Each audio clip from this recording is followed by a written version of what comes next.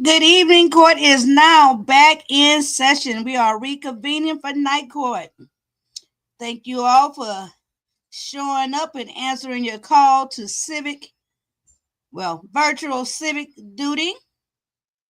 Your input and participation is very, very, very much appreciated. I am Demetra Lit all day, otherwise known in my official capacity as Judge D. Lit. And tonight, I assure you guys, okay, I assure y'all tonight, last night, hey, VA said you are on time. Winter, good evening. I don't even know what's going on the other side. Good evening, Barbara Lowe. Thank you, son. So, tonight, last night, we're doing the trial look back, right? And we're doing a look back at the Murdaugh murder trial. Yeah, I think, okay, so Winter says, now that you have a little bit more insight into this case, ain't it good? I actually thought it was going to be a great case anyway, because it got so much national coverage. And then because of having watched like the 48-hour episodes and things like that, the problem I was having for the first couple of nights, hey, OG Woo Child, y'all make it here on time tonight. The first problem I had was I wasn't as familiar with the trial proceeding itself. For quite a few of the trials that we watched, I may have already watched like the first day or so, or watched a couple of days of the trial. So I know the tone of the trial, I know the flow of the trial. I kind of know, but this one I didn't. But tonight, the trial that we're watching tonight, I watched the whole deal, not the whole trial, but this whole next part from tonight. So I know what's coming. I know where I need to go on it. From the series, I watched season 1. Excuse me. I watched season 1 of the Netflix docuseries, Murdaugh Murders, a Southern Scandal. Because quite a few of my Lit Lane jury box, hey, Miss Queen 98, like Miss Queenie, like Winter, like a couple of folks, they had already seen that docuseries. So last night I watched season 1, and I did find it interesting. And I feel a little bit more familiar with it going into it. But tonight, I'm excited about tonight's testimony, okay, because we're on day 3 of the trial.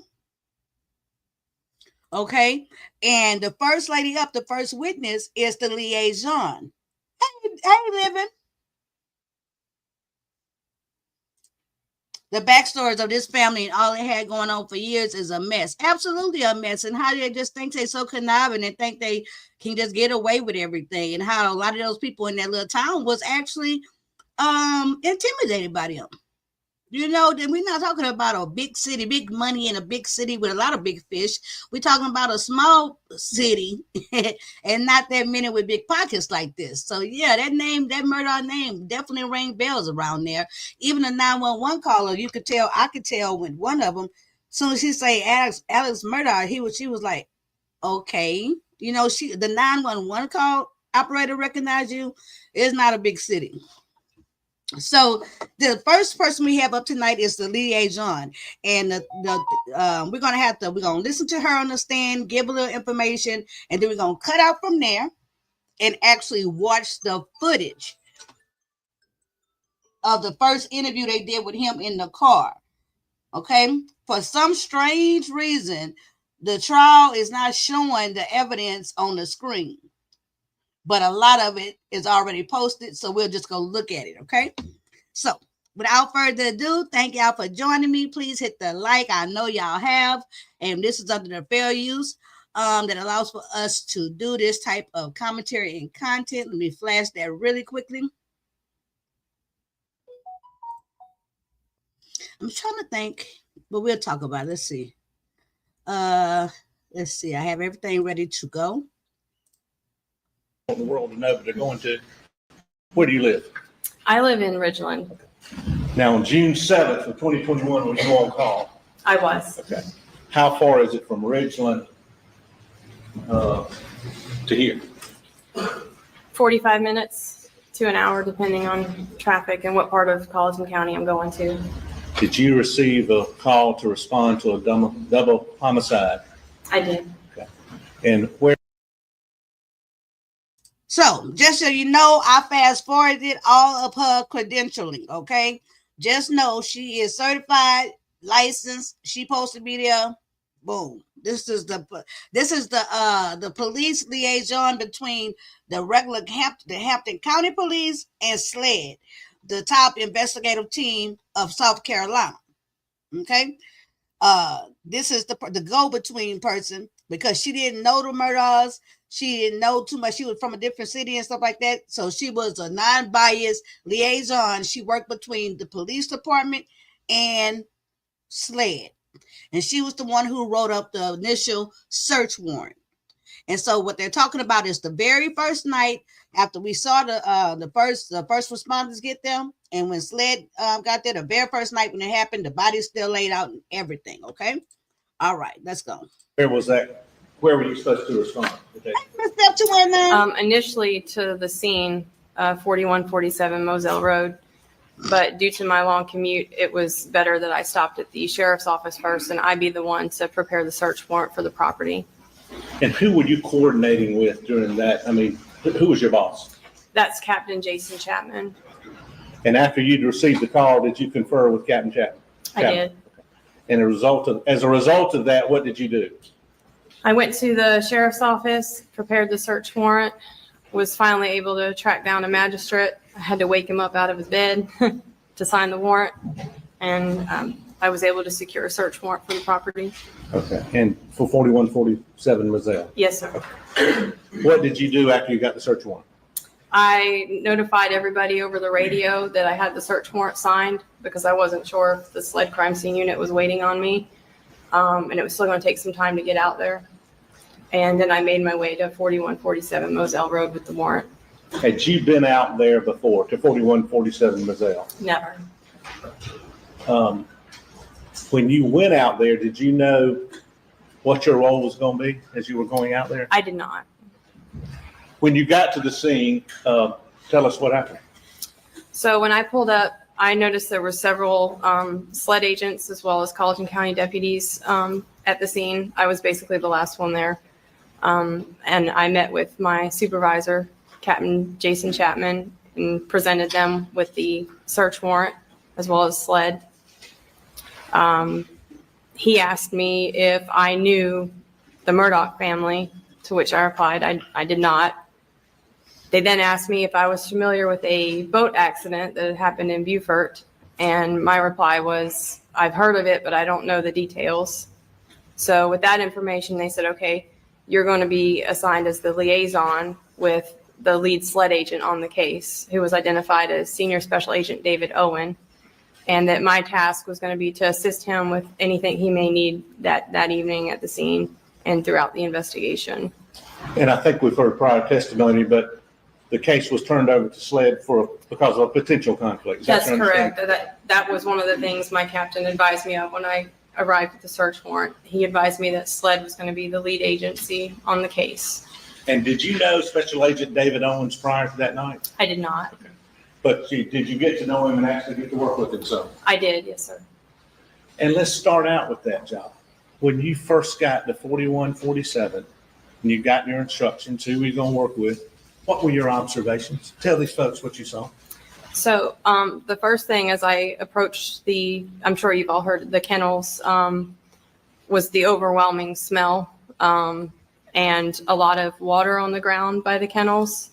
And then the first body that I approached was the deceased male.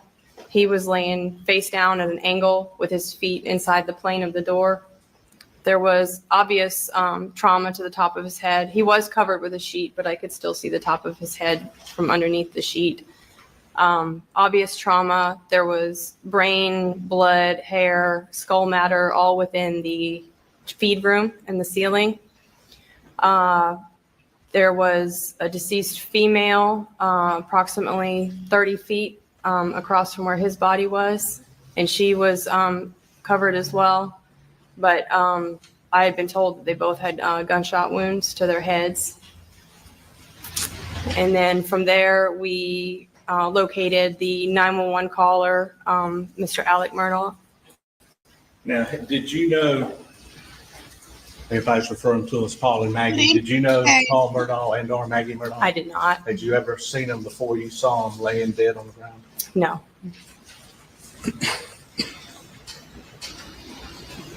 At that point, did you walk any of the rest of the scene? Not at that point. Well, tell the folks what you did do after that.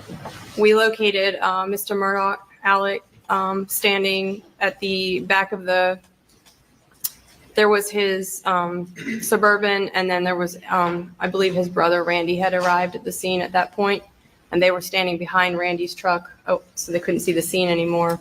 So we approached him and asked if he would speak with us. He introduced the man standing next to him as his personal attorney, Danny Henderson, and he agreed to speak with us. By this point, it had started to rain, so we utilized Agent Owen's vehicle to do the interview.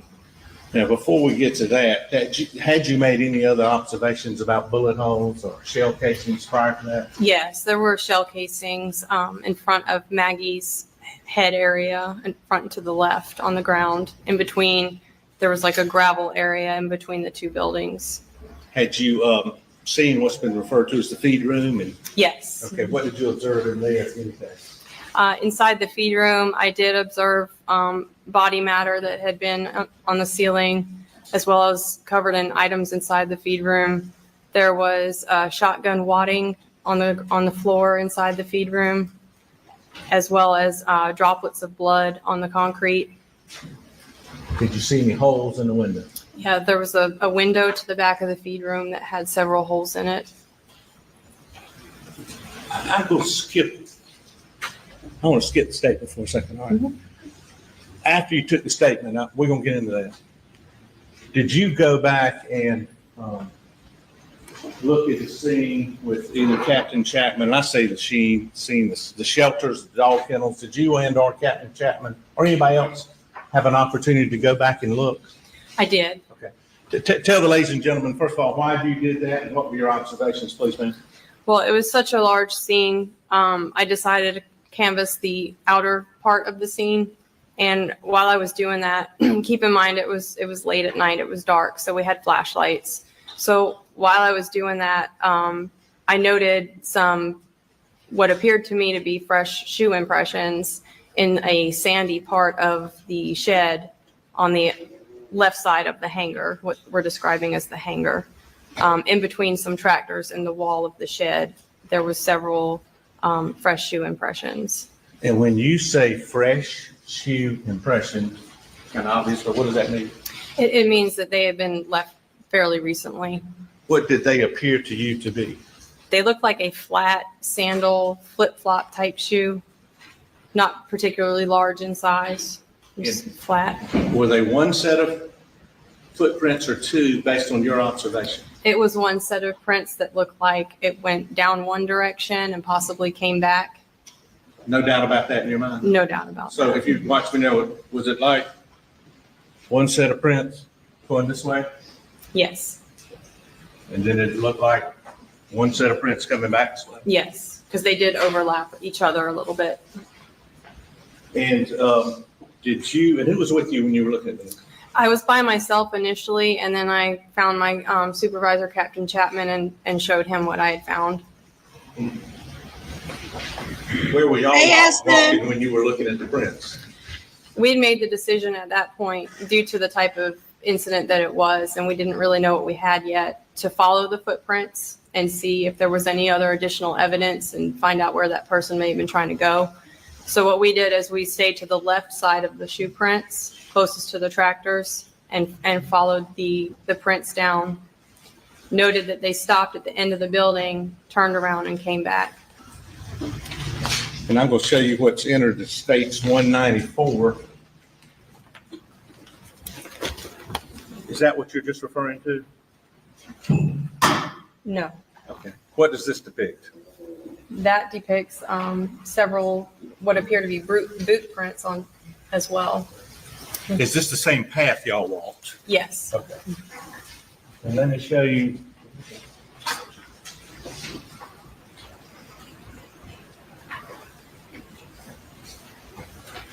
States 195, do you recognize this? Yeah, those are the flat, just the flat ones, impressions. Promise you I can't. Can we start now, Ron? Please.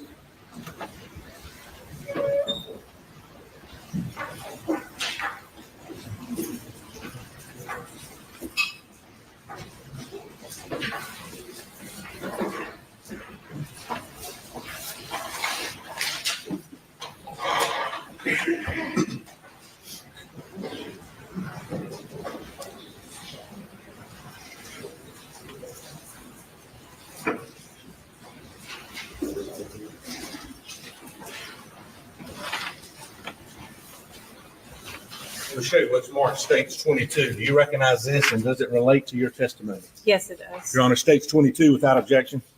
Okay. Submitted.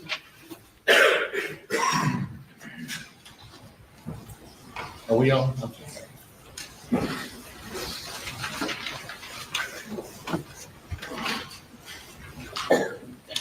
Let me go back to what's just been entered as States 22.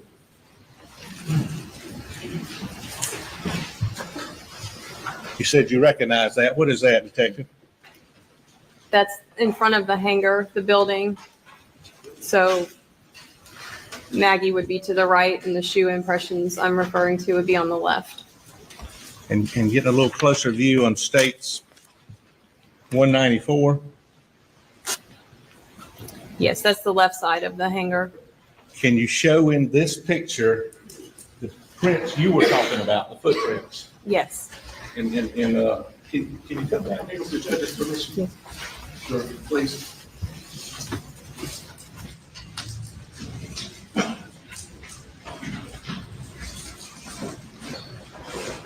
Flat ones. It's hard to see, there's a big flare. Okay. And let me put in States 195 too, Detective.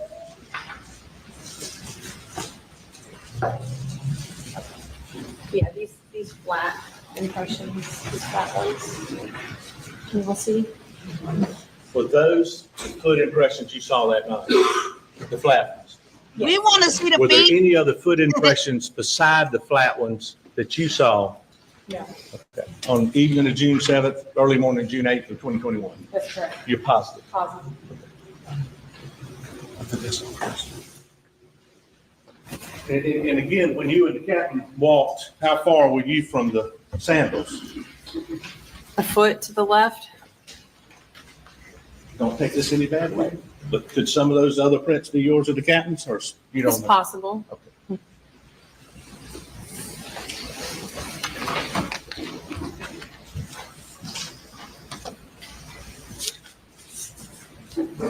Now you were and I'm going to do this without putting it up. This is one of those pictures that we've uncovered, but I'm going to show you States 7. You're a lady. Yes, sir. You know what women's shoes look like? Yes, sir. Did you go and look at Maggie's shoes she was wearing? I did, Okay. Why'd you do that? to see if they matched the flat impressions I had seen. And were they similar to you? Very similar. And States 200, do you recognize those? Yes. And what are those? Those are the sandals Miss Murdaugh had on. And did they appear to be similar to the footprints you saw? Yes, very.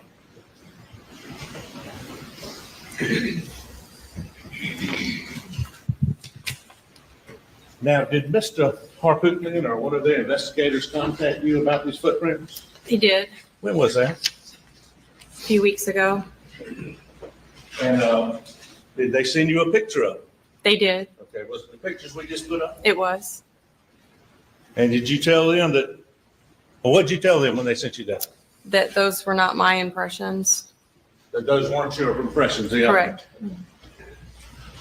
Volunteered to talk to them. I did. Sent you a picture of the shoes. Yep. You told them those weren't mine. Correct.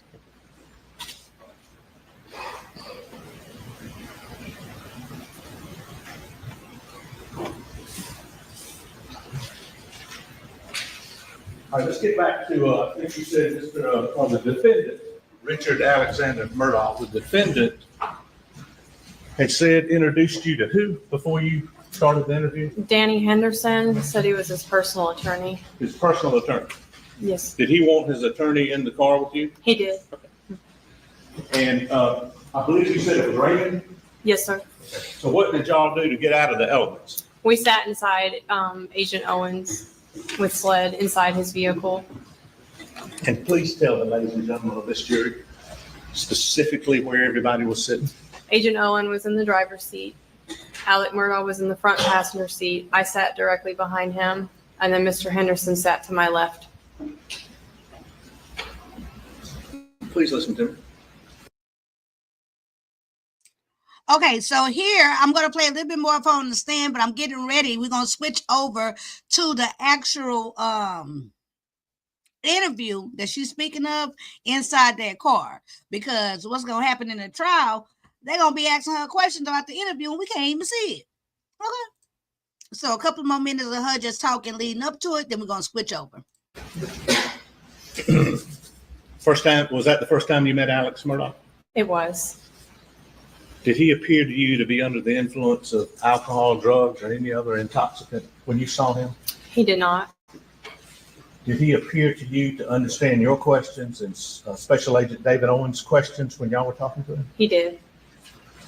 Were his answers to either you or Agent Owens timely? Yes. Were they subject matter appropriate? Yes, they were. Did you have any trouble understanding the defendant when you were talking to him? I did not. Did he appear to have any trouble understanding you and responding to your questions? He did not. He may have asked twice to repeat a question, but he was understanding what was being discussed.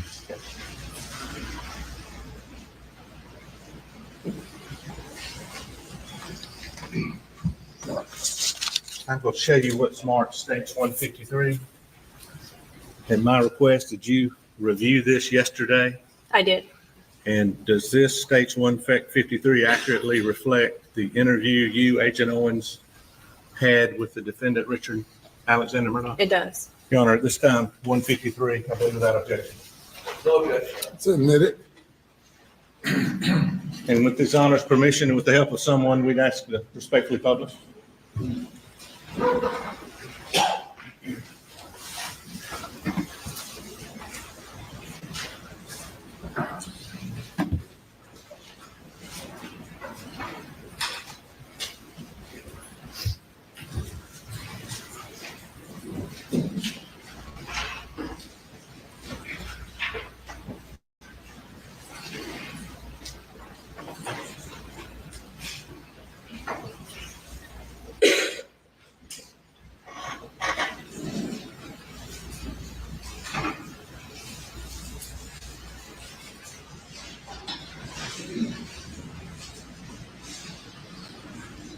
I think it takes a while for some. It takes a little bit of sound. It does. All right, we're going to do the switch over. One thing that was really important I put in my notes is that she definitely confirmed, as far as from what she can tell and from sitting in on an interview, he did not appear to be inebriated, intoxicated. He fully understood the questions. He was very cohesive with his answers and very coherent. Okay, so that's what I garnered from that. Demetri, I watched the Netflix about the murderers. I watched it last night too. I said I just watched season 1. I'm gonna watch season 2 tonight. Demetri, I watched the Netflix about the Murdaugh murders. The son was something else. Paul, Alex guilty in my opinion. Well, damn.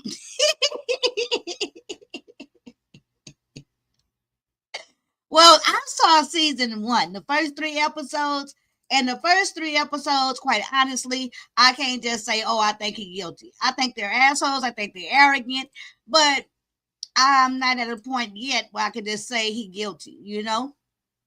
So we're going to switch over right now as I am speaking. Share. I got it on full screen. Let's get it off of full screen. What about the post? I want to watch the 48 hours. I think it was 48 hours, a second episode they did after the trial.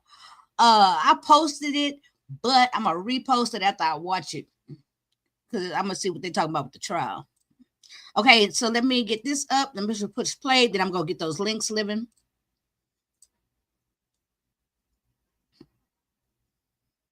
Oh, the son was absolutely alcoholic. Oh, wait a minute. Let's talk about that. Can I take this call? It's very strange to me how they talk about, when they was talking about the son, to me, it's just so strange how matter-of-factly they talked about Paul, the youngest boy who got murdered. The way they referred to him and the way they showed him just drinking and doing the things he did, you would have thought they was talking about a 20-some-year-old man. We talking about 15, 16, 17 years old. They was already letting him drink and indulge and just have too much leeway. You know, you give your kids all that leeway, then you want to be absolutely surprised when something go wrong. You know, that girl in that docu-series, she even talked about how Alex would let them go in the law firm and drink his liquor he had up in his cabinet up in there. Now, I'm not going to be prejudiced or nothing, but them white folks be letting them kids do too much. I'm sorry. I'm just saying, you know, period. It is what it is. They did so much that till this very day, they are still in court. Absolutely, they're still in court.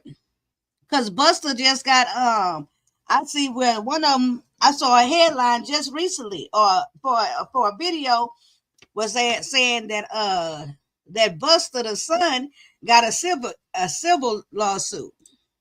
It's a lot going on, okay? A lot.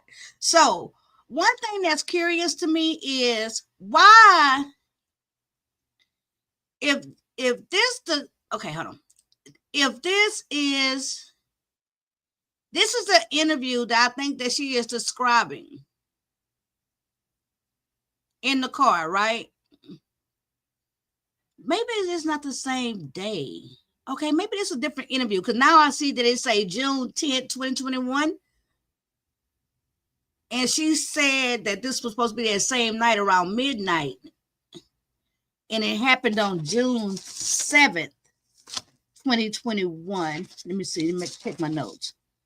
Yeah, so maybe, hold on, y'all. Give me a sec.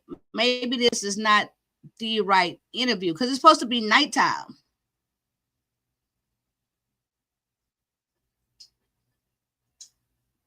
Okay. So y'all watch this. Paul was in a dog kennel taking a video that ended at 8:46.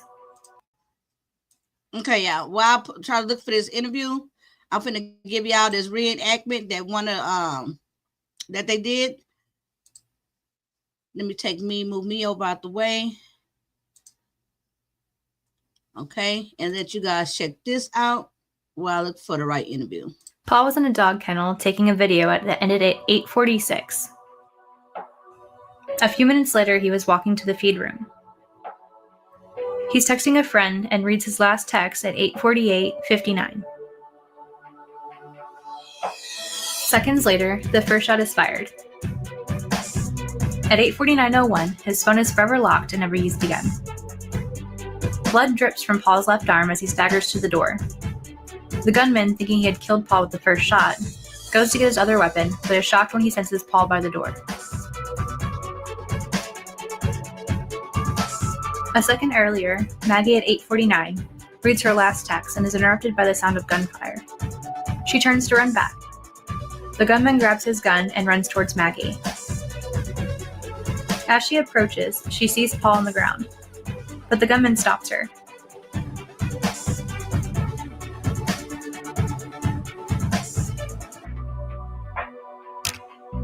Let's rewind this so we can see the pathologist's report. Now let's circle around and see the path of the bullets.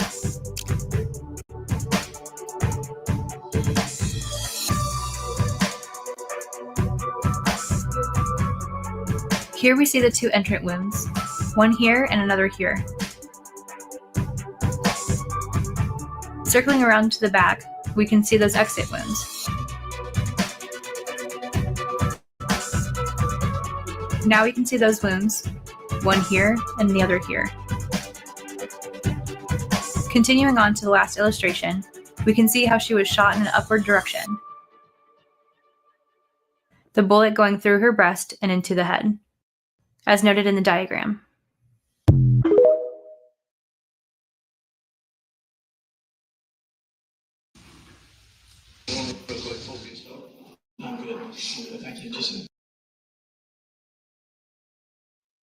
Dang, she beat me. Hold on. She beat me to the. That was a reenactment, so you can kind of get the feel for how everything went down. I have the first interview. I have it. I'm gonna pull it up here. Let's see. History.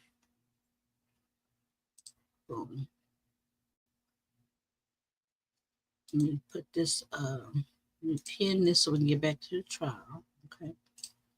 Well, I was prepared with the wrong stuff. I just noticed that it was daytime outside that damn window. Okay. Boom.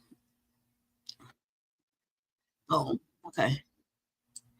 Shit. Okay. Hold on. Okay. Make sure. There go the lady that's on the stand. You guys can see it. You guys can hear it. Okay. What y'all saying. And that's exactly why every time I asked, my mama would answer would always be hell now. And then I would be pissed, right? Just Paul writing, right? A lot of elders around his family. On that docu-series on Netflix, I think they even said, don't quote me, but I think they said something like 5 bodies in 6 years. There is one with him in the court at night. Okay, I got it. Okay. Hell, at least they could have been slightly attractive with their funny-looking selves. Okay. Whole family of funny-looking people. The mama was regular looking, but she was surrounded by all that funny-looking ass. It rubbed off on her, quite honestly. Oh, rest in peace to them, though. Let me see. Okay, did I share this screen instead? Yes. Let's go. Live reaction. Well, not live reaction. All right. This is the night Stated, I'm of. David Owen in Lower Rutland with Colleton County, and I'm with SLED. I hate to have to do this. I understand. Yeah, I totally understand. Yeah. So you don't have any problem with it. So just start at the top. Take your time. Like when I came back here, Mm-hmm. I mean, I pulled up and I could see them, and I knew something was bad. I ran out. I knew it was really bad. My boy over there, I could see it was.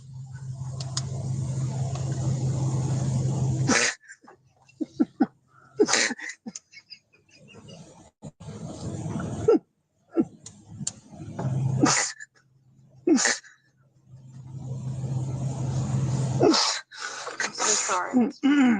And I could see his brain on his.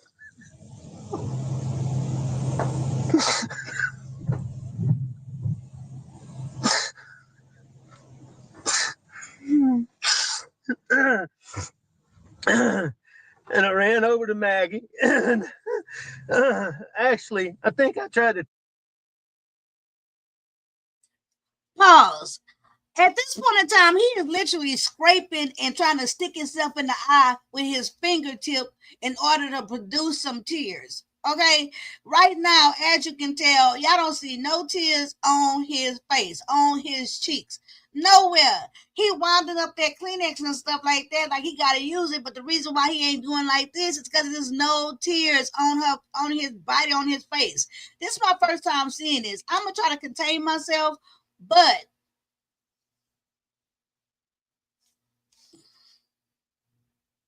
I'm not feeling this. I'm not feeling this.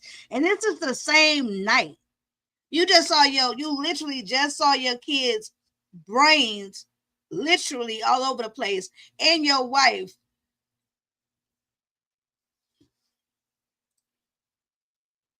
Turn Paul over first. He's such a crackhead.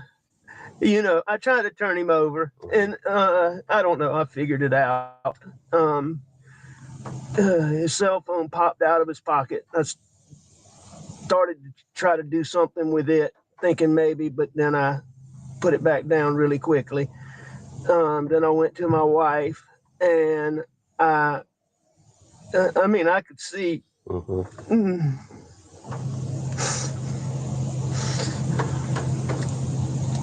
Did you touch Maggie at all? I did. I touched them both. Okay. I tried to take. I tried to do it as limited as possible, but I tried to take their pulse on both of them. And you know, I called 911 pretty much right away, and she was very good.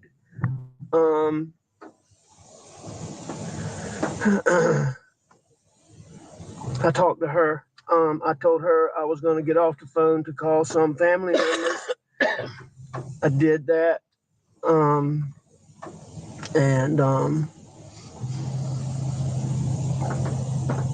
family members did you call? I called my brother Randy, and I called my brother John.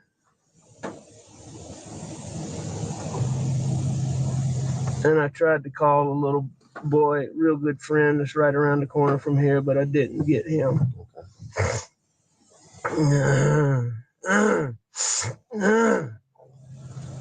What all was around Paul when you walked up? Blood. Anything else? I mean, there were some body things, yes, sir. I mean, like any other evidence? I know you said the phone fell out the pocket, but did you see anything else that didn't belong or shouldn't belong or that wasn't part of Paul? I said, No, sir, not. No, sir. How about Maggie? No, sir. You didn't see anything around them? What made you come out here tonight? I went to, my mom's a late stage Alzheimer's patient. My dad's in the hospital. My mom gets anxious when she does. I went to check on them and Maggie. Maggie's a dog lover. And she fools with the dogs. And I knew she'd gone to the kennel. I was at the house. I left the house and went to my mom's for just a little while. Tried to call her when I left. Texted her, no response. all this hacking that everybody in this car is doing is about to make me go put a mask on. They're making so many bodily noises right now that I feel like I need to put on a mask and some gloves. And the whole deal is all his stuff is because his drugs is draining, right? It's not because of tears and stuff like that. It's because he getting a drain from whatever dope he done.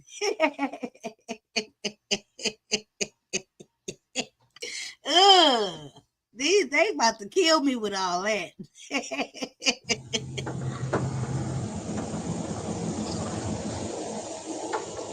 When I got back to the house was obviously nobody was in there. So I figured they're still up here fooling around. Paul was going to be getting set up to plant. Our sunflower seeds got sprayed and died, and he was refiguring to plant the sunflower seeds. Okay. So I came back up here and I drove up and saw and called.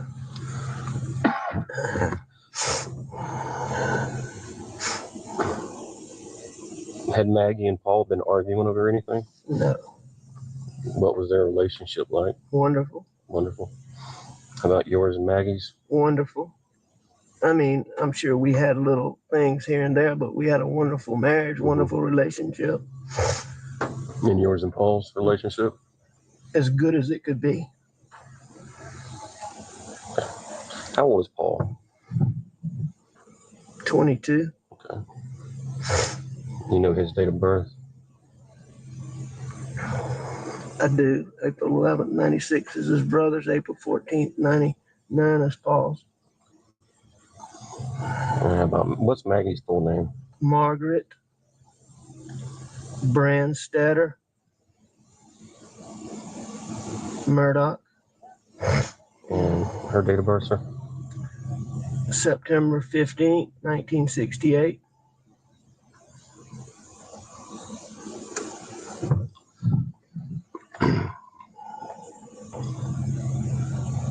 Have y'all been having any problems out here? Trespassers, None people breaking in? None that I know of. The only thing that what comes to my mind is my son Paul was in a boat wreck a couple years ago, and there's been he was charged with being arrested for being the driver. There's been a lot of negative publicity about that, and there's been a lot of people online just really vile stuff. But when Paul's out and about, I mean, people routinely, I don't think I know the full story, because I don't think they give it to me, but I mean, he's been punched and hit and just attacked a lot. So, but I mean, nothing like this. Yeah.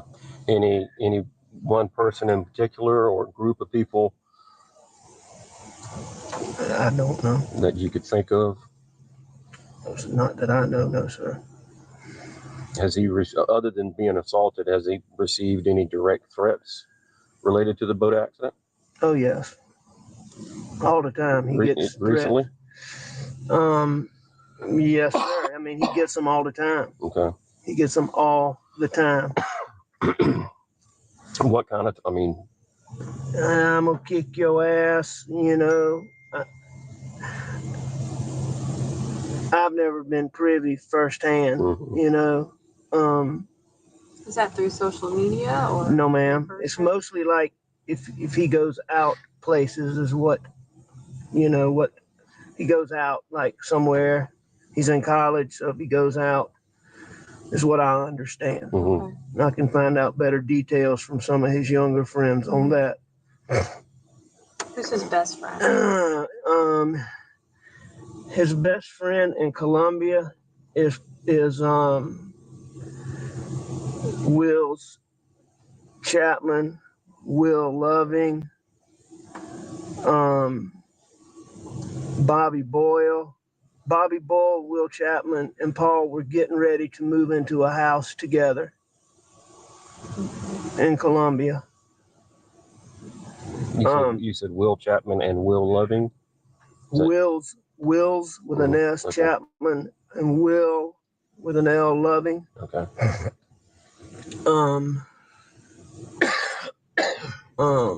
Around here, his best friends are clearly Nolan Tootin and Rogan Gibson. Nolan Tootin? Yes, sir. And what was the other one? I'm sorry. Rogan Gibson.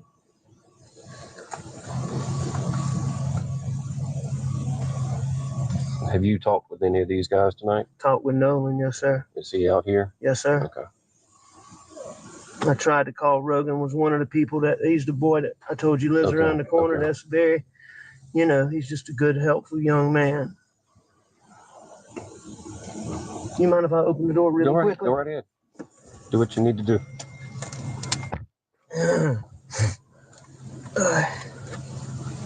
So is there anybody that you can think of that we need to talk to tonight? Is there a name that comes to mind? I mean, I can't tell you anybody that I'm overly suspicious of off the top of my head. Okay. Welcome back, Soldier. I mean, this is such a stupid thing. I'm even embarrassed to say it, but it just didn't. Okay, so y'all listen to this crap. I didn't even see the interview, but I listened to the trial. I listened to this day trial last night, and so I was listening because they playing it in the court. They playing the tape, but we can't see it, right? Listen to this cockamamie ass story he about to give, okay? And I don't appreciate him putting the black people in it, okay? I'm not trying to be racist or prejudiced, but I do not appreciate how you try to throw in the black people in this goddamn storyline. Listen to this. Make any sense. I just hired a guy out here, and he wasn't cutting the mustard, but I hadn't told him this yet. Paul's been working with him a lot. He killed the sunflower seeds in our dove field just recently, which is why Paul was here doing this. He told Paul a story the other day about how when he was in high school, he got in a fight with some black guys, and the FBI undercover team observed him fighting those guys and put him on an undercover team with 3 Navy SEALs, and that their job was to kill radical Black Panthers. And they did that from Myrtle Beach to Savannah. Now, I really don't think this guy. Now, why do you have to throw in some Black Panthers? And why they gotta be radical? Why are you trying to put somebody? Let me stop. But let me just hush. You know, I always trying to say the black man did it. Is probably the person, but that's just so freaking. Yeah, that's kind of far-fetched story. It's weird, but he was off today. Okay. He took his daddy to the doctor. Look how that man was up in the back looking at him. CB Rowe. ROWE. Yeah, and I sent him a message to text me earlier today about the sunflowers, and he called me back when I was on the way to my mom's house. Did you talk to him at that time? Briefly, I was on the phone with a lawyer friend of mine named Chris Wilson from Bamberg, so I told him I'd call him back tomorrow, see him in the morning. When you briefly talked to Mr. Rowe, what was his demeanor or attitude? Or I mean, it seemed normal. I mean, I asked him about the sunflowers, and so, you know, I mean,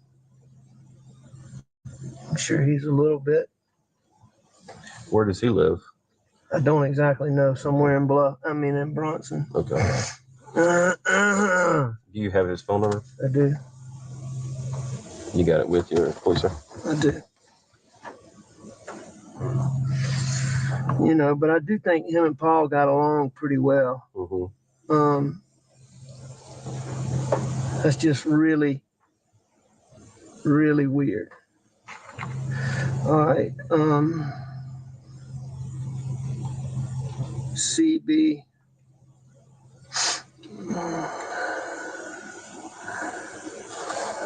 Right there. In your lap. Here, I know he called me, so I'll go to that.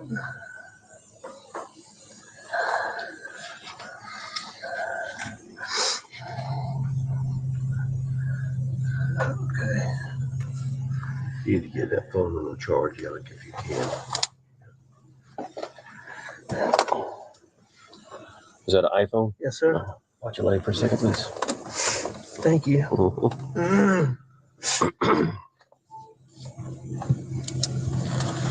When did he tell that story to Paul?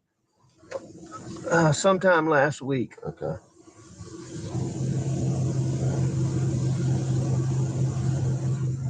Sometime last week.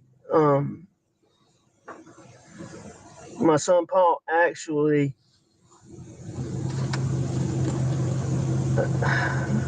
I really do not think, on all honesty, that it's him, but I know y'all got to check it out. But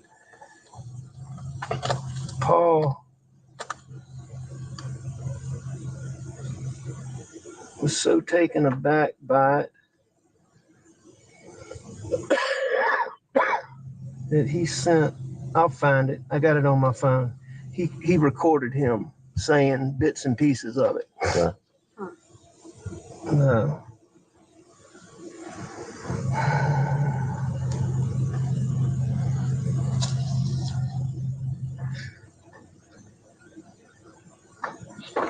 But for all his weirdness, I mean, I do think they got along pretty good. How long had he been working here? I guess about 3 or 4 pay periods. So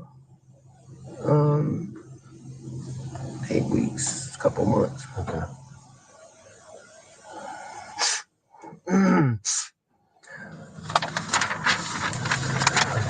Going back to the boat incident,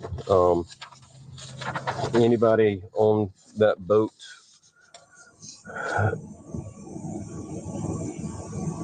really have a hard on for Paul that you would think would come after him, or know of any direct threats from people on the boat? I don't know of any direct threats between any of the people on the boat Okay. specifically, but I do think there's been a small amount of yip yap between a couple of them, but not recently. Okay. And most of this was stuff from people that Paul didn't really know. Okay. It was some people that he knew distantly, but more times than not, when I learned about it, it was somebody that he didn't know. Okay. It's like, for example, he went out in Charleston a couple months ago, came back, he got a black eye. And, he can't defend himself right now because he has these charges. So, Paul was a real tough man's man. Mm-hmm. He would just. He would defend himself, but he hadn't been. That's right. But How was he handling that case, running over everybody? as far as what? How was he handling it? I've never been prouder of him than the way he has handled the pressures and the adversity in that situation. I think I've told Danny that before. Mm-hmm.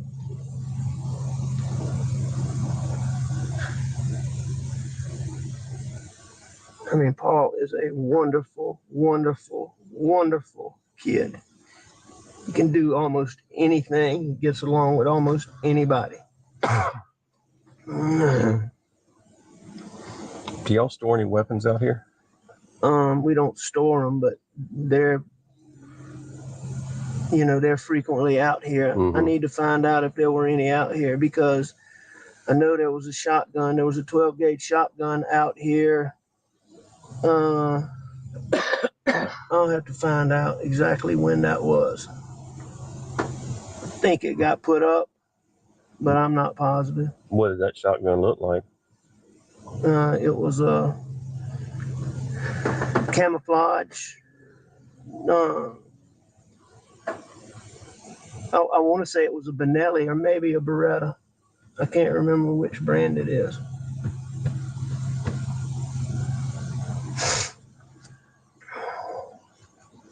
But I don't think it was out here Okay. recently. But I'm not positive. And the shotgun that you had when deputies pulled up, where did that come from? I went to the house and I got a gun. Probably overreacting, but. And was that when you pulled up and saw them? No, I came out and I called 911 first. Mm-hmm. Talked to them for a little while, and then I told her. You told her that I was going to go to the house. Okay. And that I would let authorities know when they got here that I had a gun. Okay. Do you happen to have a list of all your guns? I can make one. I don't have one, but I can make one. Okay. Well, I'm just saying, so we could compare if that shotgun was out here and now it's missing. Absolutely. Try to figure that out. No, absolutely. And I know living out here in the country, you probably have more than one or two. We do. We probably have 20, 25 guns. Yeah. Shotguns, rifles. Pistols. Any rifles? Yes, sir. What kind of rifles? All kinds. Yeah. All kinds. You name it across the board, we have them. Okay. And all of them we have are, in a hunting room in our house.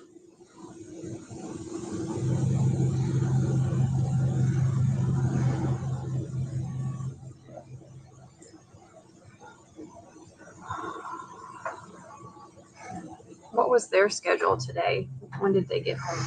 My son works for my brother, and he was coming home to deal with the sunflowers. He got here. He got here pretty early because he and I rode around looking at everything for a good little while, probably 45 minutes to an hour. Maggie had things she did in Charleston, and she had a doctor's appointment in Charleston, and she got back here. It was fairly late. Was it dark yet when Paul got home? No, Paul got home early. Early, okay. So before dinner time? Oh, Or yes, ma'am. lunchtime? Or No, ma'am. What brother does Paul work for? John Marvin, And what does Paul do for him? everything. Just handyman? Yes, sir.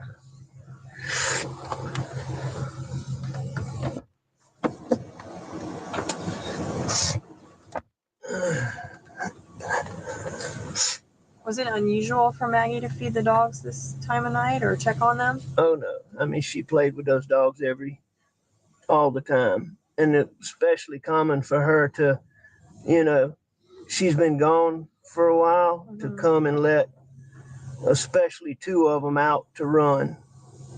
Okay, so she pretty regularly comes out here in the evenings. Very regularly. Okay. She comes out here a lot.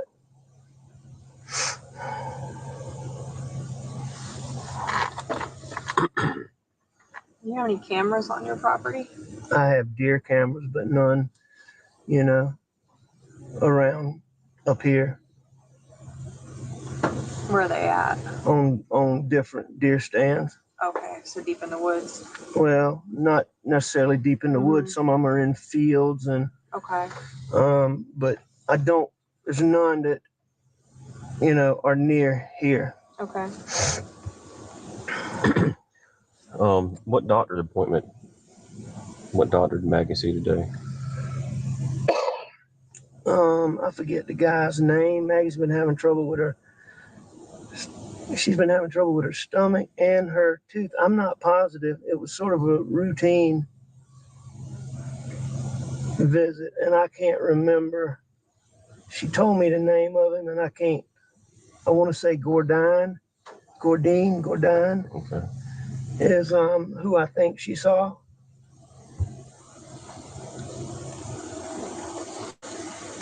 So was she back home around supper time? Or 6 o'clock, 7 o'clock? I don't think she got back quite that early. I think she got back a little bit later than that. Okay.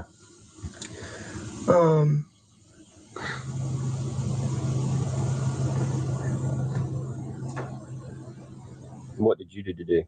Were you at the office or? Nope, I was home. I came home. Paul and I messed around. I was up at the house. I laid down, took a nap on the couch, probably, I don't know, 25, 30 minutes. I got up, I called Maggie, didn't get an answer, and I left to go to my mom's. She had said she might ride with me, but she normally doesn't when I go over there.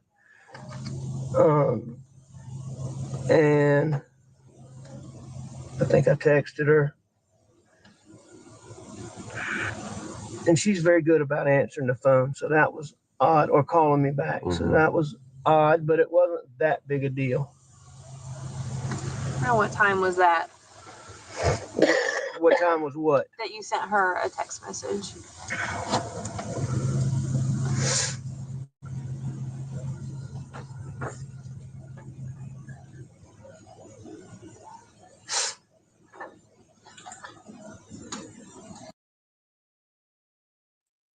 Sorry, but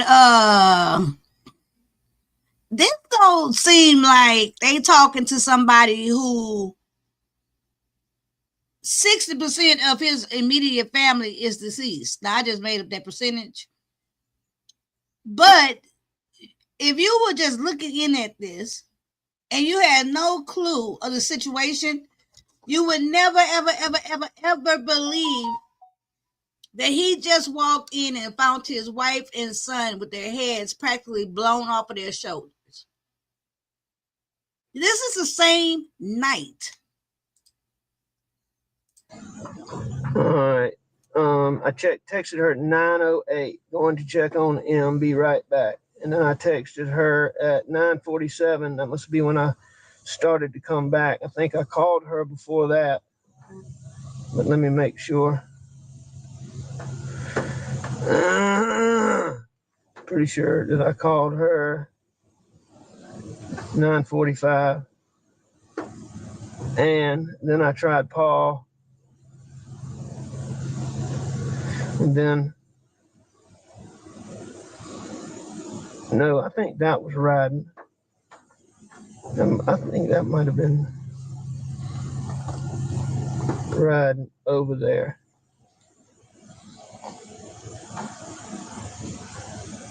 $10:03. I mean, my calls are right here. Yeah. So, obviously this is when I, at 10:06,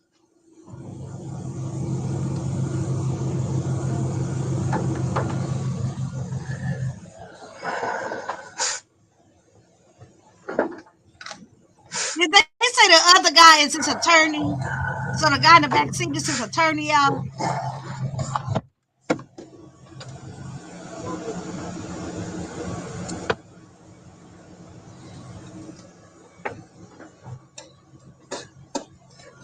can I help you? Yes, sir. Thank you. Mhm. Take the call. Anybody else want some gum? No, sir. You don't have any water, do you, Danny? Sure. That's all right. I don't need it. If you behind Danny's head is a case of water. It's not a big deal. Yeah, I got some right here. Oh, well, thank you. Thank you, Oh ma'am. my God, he chewing that gum like he need a pill bad as hell. Baby.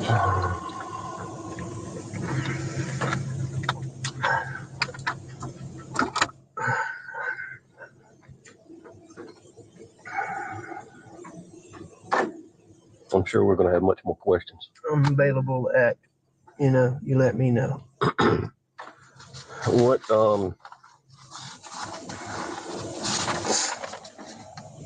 What's another number in case I can't get you on your cell?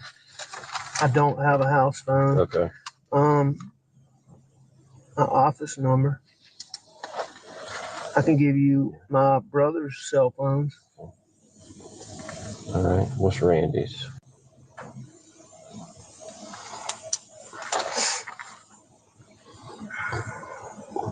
And you said your dad's in the hospital? Yes, sir. Which hospital? Charleston or Savannah, Candler, St. Joseph's. Is he doing okay or what's? He's having a really, really hard time. He's got a lot going on.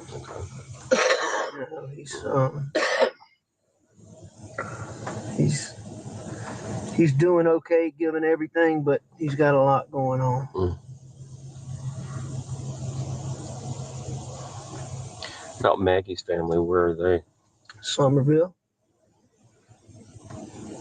Have you been in touch with them tonight? Contacted, yes. I had my brother call Bart, the wife of his sister, and the husband of Maggie's sister, so that they could go and tell Maggie's parents. I felt like they needed to hear it in person. Mm-hmm. And they are going there and calling me. So they must not be there yet. Maggie's parents in Somerville? Yes. And her mom just had a knee replacement surgery, and her dad really has trouble getting around nowadays. Do you have any other children? I do. I have a 24-year-old. That's right, you said. What's his name? Buster. Well, Richard Alexander Jr. Okay. He goes by Buster. He goes by Buster. Is he here tonight? He's on his way. Okay.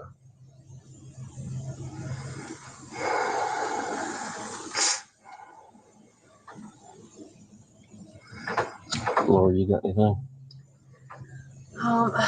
This one's hard, but when you first saw Paul, you said you tried to flip him over. Was he laying on his back or on his stomach? Just like he Just like he is. So you weren't able to move him. Okay. No, ma'am. Okay. And did he help Maggie a lot out here with the animals? He helped everybody with everything. Okay, so it was kind of routine for him to be out here as well in the This- evening? This place is his absolute passion. Okay.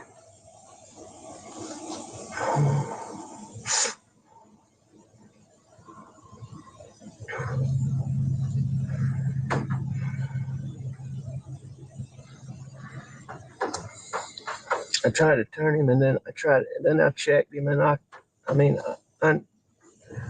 think I already knew, but I checked him.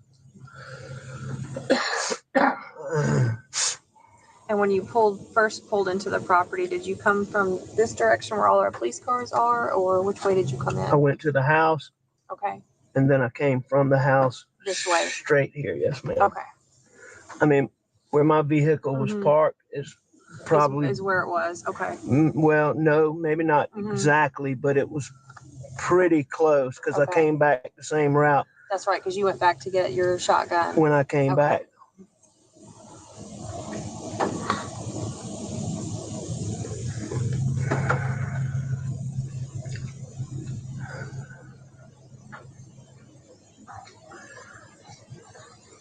All right.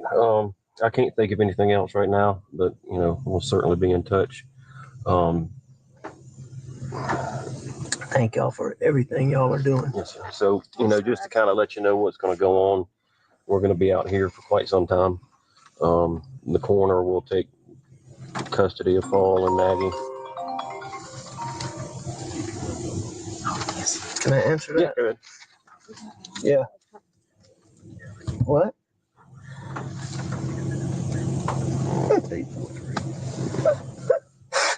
What's that No, phone hooked we're up to? finished. Let me come out. Well, I'll be here when he Why gets the phone here. got a cord on it?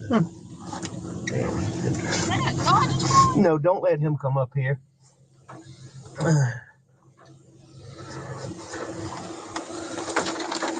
Okay, yeah. I think we're about done. How you break out All right, thank crying you. and then I'm don't be crying? Buster, get in here. Okay. Yes, sir. I dropped my card. It didn't look like a regular charging All cord right, at we'll get you first. I ain't seen a charging cord like that in so long. Here you go. Thank you.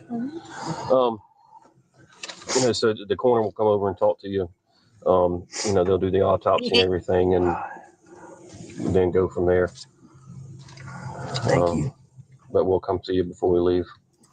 Thank you very much. Yes.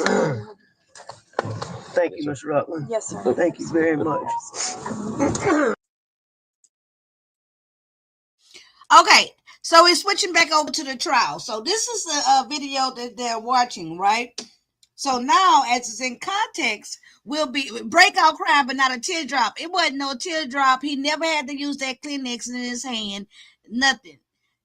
Thank God he stopped trying to poke himself in the eye. That was so obvious. Okay. But this is a video that they're watching now. And I think he is so dramatic, kills me. Yeah, he killed everybody, sound like. But I think the questions now are going to be pretty good. Now, especially like the cross-examination. Especially, let me move this over here so I have it in the right spot. I don't have it.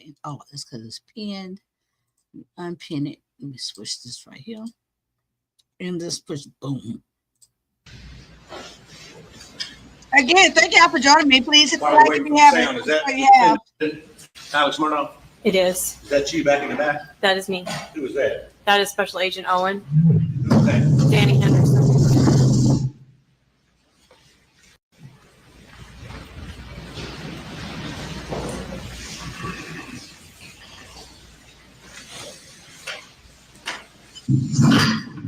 All right, so Okay, so I need to fast forward it a little bit because they're going to just play the video that we already seen so we can get to the questions. Hold on. I think they have this on top of it, just to warn everybody, these are graphic photos. First is number 2.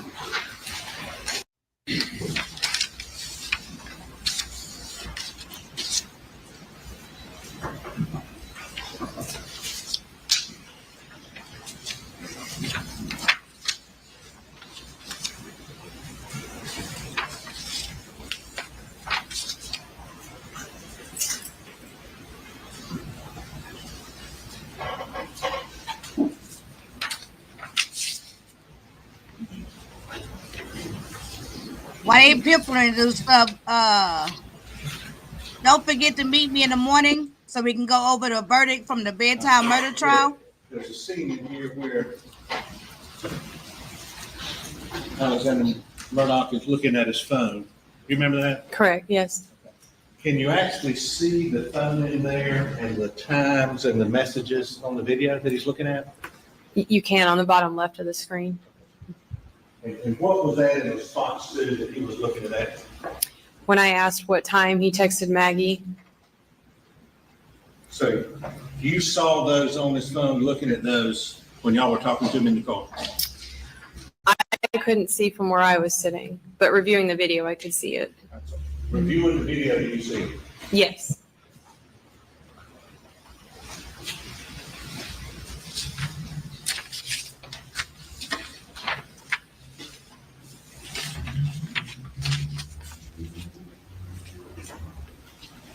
I've got a transcript here, but at the end of the video, toward the end of the interview, did Mr. Murdaugh say again he tried to turn over his son, Paul Murdaugh?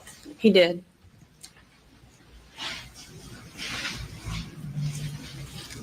That he tried to check it? That's what he said.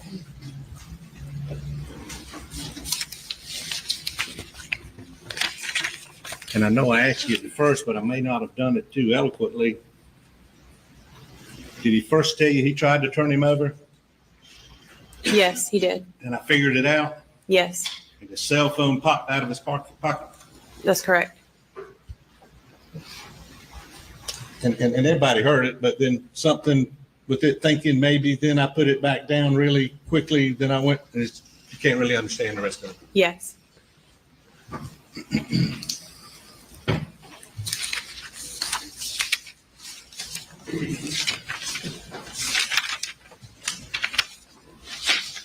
What did you think about the phone popping out? That would seem, The objection sustained. Have you ever moved dead weight? I have.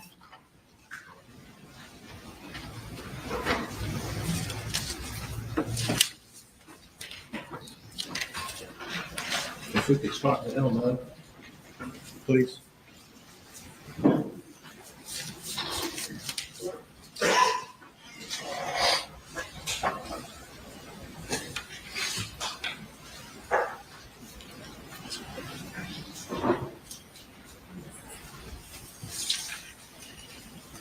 And Judge, these are a couple of these pictures that I think they have this on top of it, just to warn everybody, these are graphic photos.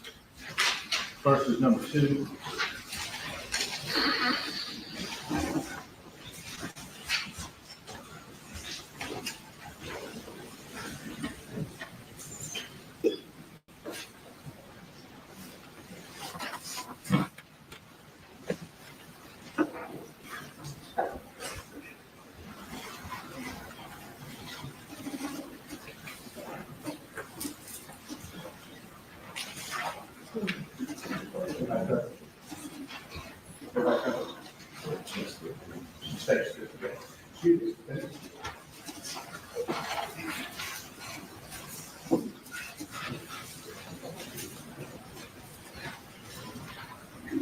Who's this a picture of? That's Maggie Murdaugh. Did the defendant say he checked her pulse? He did. Did he tell you where? He did not.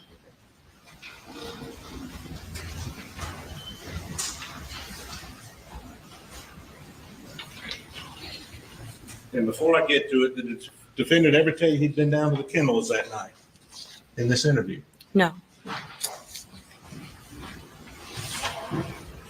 After his nap, where did he say he went? Went to check on his mother in Hampton.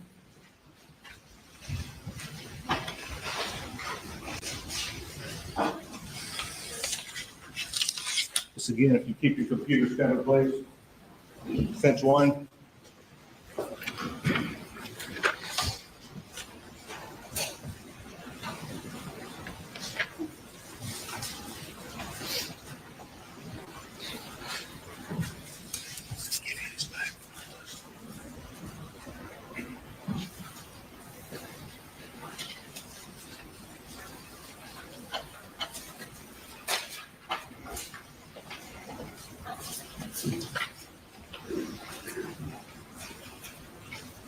court's permission, I'd like for the detective to come down, please, Judge. Yes.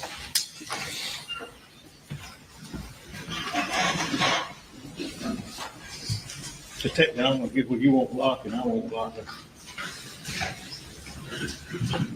Did you say? I'm gonna get back over here.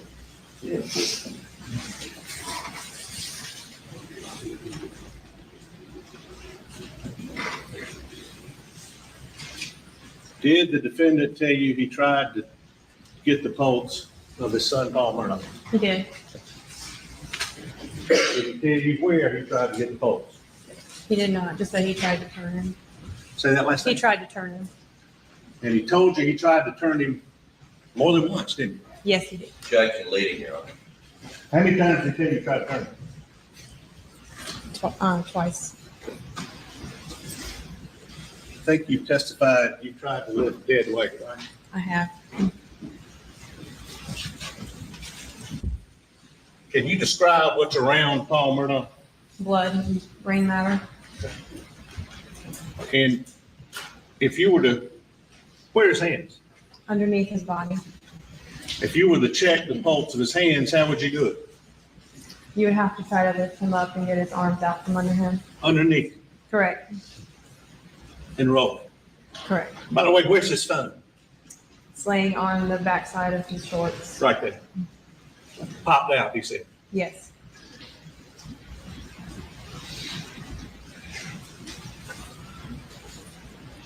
Is that his brain? That is. Mr. Harpootlian said blown out of his head. Correct. If you tried to take the pulse at the neck, how would you do it? You would have to try to lift his shoulder to get access to his neck. This way? Correct. Whether you're this way or this way, Correct. either underneath or over the head. Is that right? Yes. Is that right? Is that- Yes. I'm sorry. Mhm. Sorry. He acting like me, get the hollering. He done got excited. When you saw Alex Murdaugh, when you first came up to him? Is she gonna sit down? Why are you questioning her not in the chair? Well, I missed sure something again. Judge, I apologize. I see this. Go back and sit down. Thank you.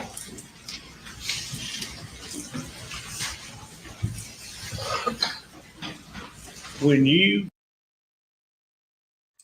Okay. So do y'all think those courthouse, those dramatics right now, that visual, was that effective? Do y'all think it was necessary for him to do? I feel like if he was going to do all that and get on his knees on the floor and do all these theatrics, I think it would have been better served had he just laid out flat like the body was, with his body on top of his hands and demonstrate. Go hard or go home. You know what I'm saying? Go hard or go home. For him to half-ass do it just now, he could have kept it. And that's just my opinion. But I am the first judge. saw Alex Murdaugh at the corner, did you observe it? I did. Why? Just to make mental notes of what he was wearing and how he looked. What were your mental notes? That he was clean. Say that again. That he was clean. When you were in the car with him, you were behind him. I was.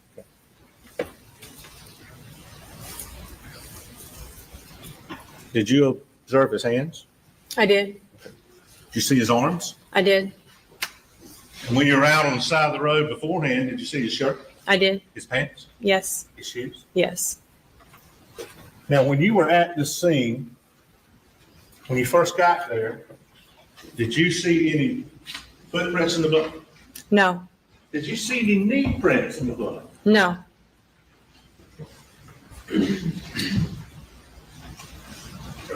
Anywhere around the body? No.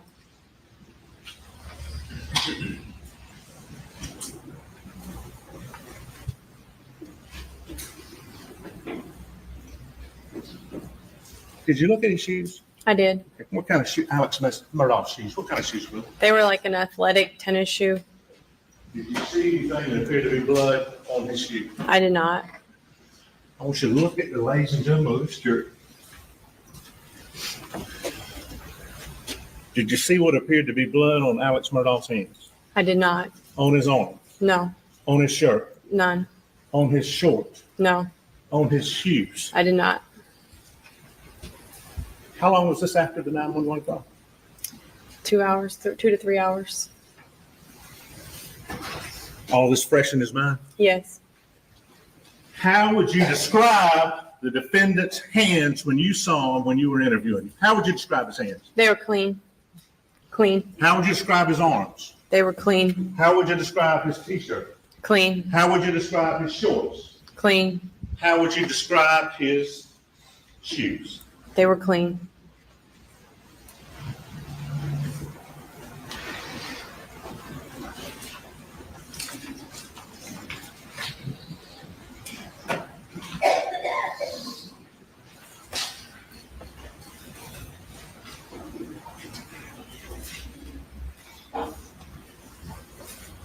Make question, though.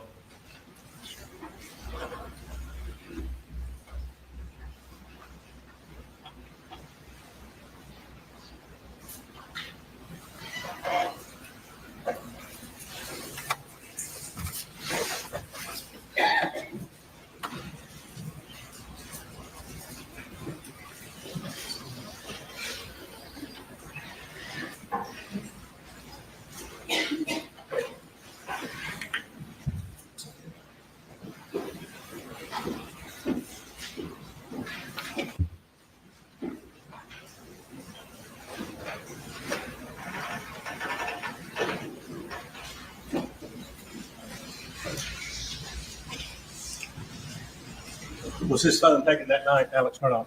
I believe so. You're not sure? I'm not sure. No, Okay. sir. So it may not have been taken. Yeah. Now, you were working with, hey, don't stand up. Miss David Owens, you were working with this lady. Yes. When you, after this interview, did you go to the actual house at 4147? Now, I did. Did you go inside? Just in the foyer, yes. Okay. Did Agent Owens go inside? He did. Were the defendant's shirt, shoes, and pants collected by Agent Owens? Yes. You didn't collect them, he did. I did not. And those are the same shirt, shoes, and pants he was wearing there. Correct. And SLED got them that night. Yes. Okay.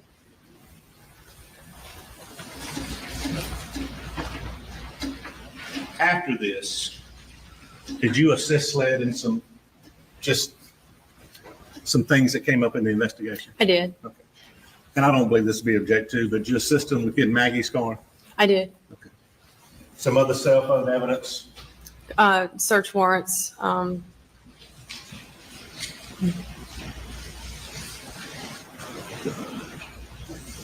Were there a search of some of the areas that you attended?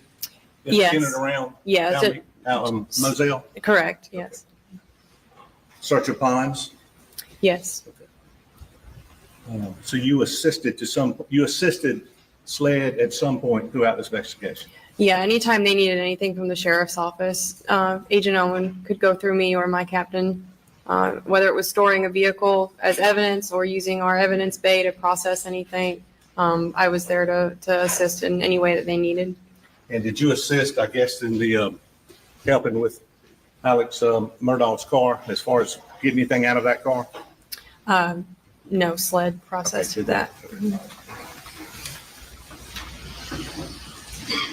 Now, if you just listen to my questions, I'm not going to lead you. I just want to ask you one final question. Is the individual in this courtroom who told you he tried to take the pulse of Maggie and Paul, is the individual in this courtroom who told you he tried to turn Paul over, told you that once, twice? Is the individual in this courtroom that you took that statement from, that we saw in this video, in this courtroom, and is the individual you described as clean from head to toe in this courtroom? Yes, he is. Please point him out for the jury. He's sitting at the defense table wearing a grayish brown jacket and a white shirt. Your Honor, we'd like the record to reflect she has pointed out the defendant, Richard Alexander Murdaugh. It does. Thank you. That's all I have. Ladies and gentlemen, we have you go to the jury room for a break. Please do not discuss the case.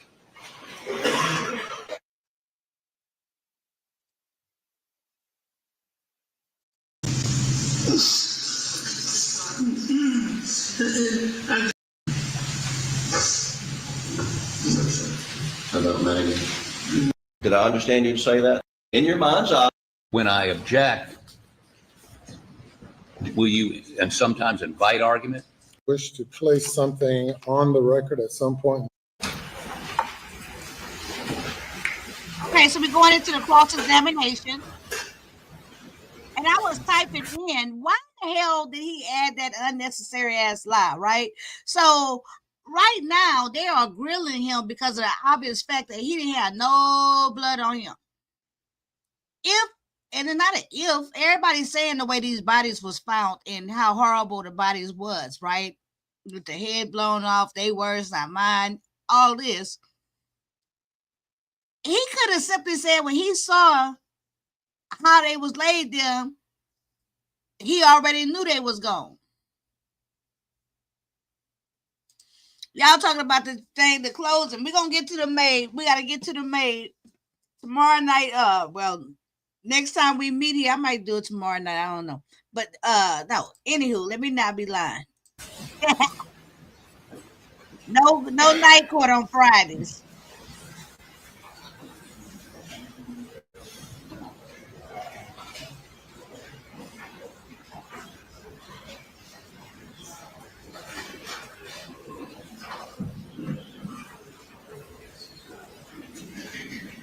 That's why I had to stop while I was ahead, Miss Steph 219. Stop while I was ahead. Don't want to be like this man.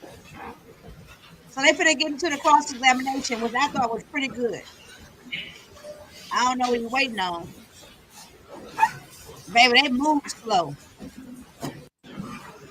It was an unusual day because Mr. Randolph Murdaugh was not with Ms. Libby Randolph, and she gets anxious when that occurs. You remember that? I remember him saying something along those lines.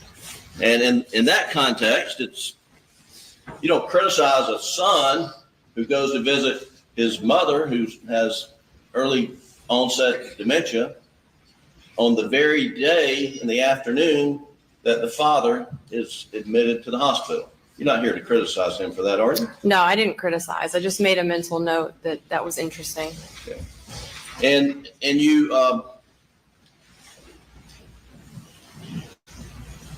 walked the crime scene when you arrived, and you made some mental notes and observations that you subsequently recorded in a report, did you not? I did.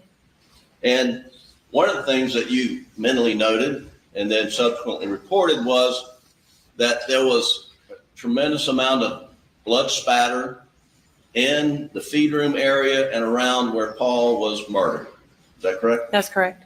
And there was brain matter and organic matter all about the place where Paul was murdered, correct? That's correct. And I think you even described that there was matter, that blood that went up to the ceiling and to the door and spatter everywhere, right? That's correct. And you also told the jury that Alec was clean. And you're referring to his shirt was clean, correct? Correct. His shorts were clean, correct? Correct. You remember the litany of Mr. Metters? Shorts, shirts, shoes were clean, correct? That's correct. He was clean, correct? To my visual eye, he was clean. Yes. And to your visual eye, it did not look like he had just blown his son's head off in the confines of a feed room where splatter is everywhere. Isn't that correct? I didn't say that. Well, let me ask you, in your mind's eye, that night on June 7th, did he look like someone had just blown his son's head off, spatter going everywhere? Again, I can't say that for sure. A lot of things would come into play to affect that. Distance, is one of them. Well, certainly if he appeared that way on the night of June the 7th, you, a sworn law enforcement officer, you would have initiated process to take him into custody, I suspect, wouldn't you? No, that was not my role that evening. I was just assisting. Well, one of the things you did that evening, Ms. Rutland, was you obtained a search warrant, did you not? I did. And that was your first official duty in connection with this double homicide investigation, right? That's correct. And I'm going to show you Exhibit 3, Your Honor. I shared it with Mr. Metters during the break and asked the witness to identify it. You recognize Exhibit 3? I do. This is the search warrant I got that night. Your Honor, we'd move Exhibit 3 into evidence this time, I believe, without objection. No objection. It's admitted. I have it.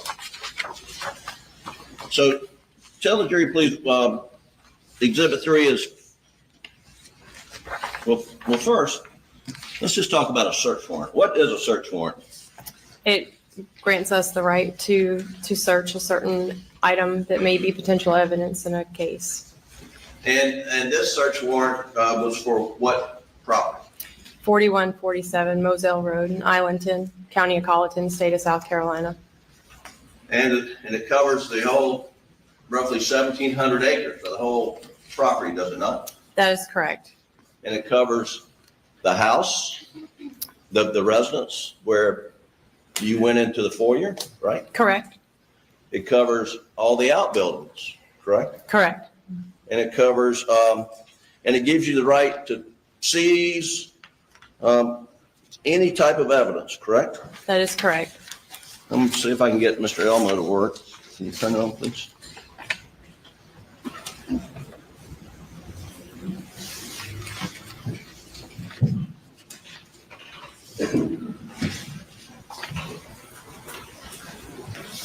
I've got to turn sideways. All right. See if we can read that document. Is there light in front of you? That's much better. And can we zoom in? All right. Okay. Got it. Thank you. So, and this is the search warrant, right? Yes, it is. And it says description of premises to be searched. And here it's 4147 Moselle Road, Islandton. And then there's a PIN number. What's the PIN number? That's a property identification number that's assigned to every parcels of real property within the county. It's set by the tax office. And it says the property to be searched are any residences, vehicles, outbuildings, kennels, or sheds, right? That is correct. And then it says the description of the property to search and to be seized, and that's under the description of property, right? Correct. And you prepared this document for the magistrate to sign. I did. And here it says evidence that may be used or taken during the commission of a crime of homicide to include but not limited any item, tool, clothing, gloves, mask, hats, hoodies, shoes, boots, jewelry, firearms, ammunition, shell casings, gunshot residue, weapons, identification documents, any paperwork, etc. It says any evidence inside vehicles on the property, any evidence found in outbuildings or sheds, any tire, shoe impressions, any and all DNA to include but not limited to fingerprints, touch DNA, etc. Any drugs, narcotics, drugs, paraphernalia, any and all cellular phones, phone records to include incoming, outgoing calls, text messages, voice messages, etc. And it goes on to talk about photographs and whatnot. It's all encompassing, isn't it? It is. And this is basically as broad as a search warrant that you draft because it's a homicide investigation and it gives you carte blanche on the property of the crime scene, right? That's correct.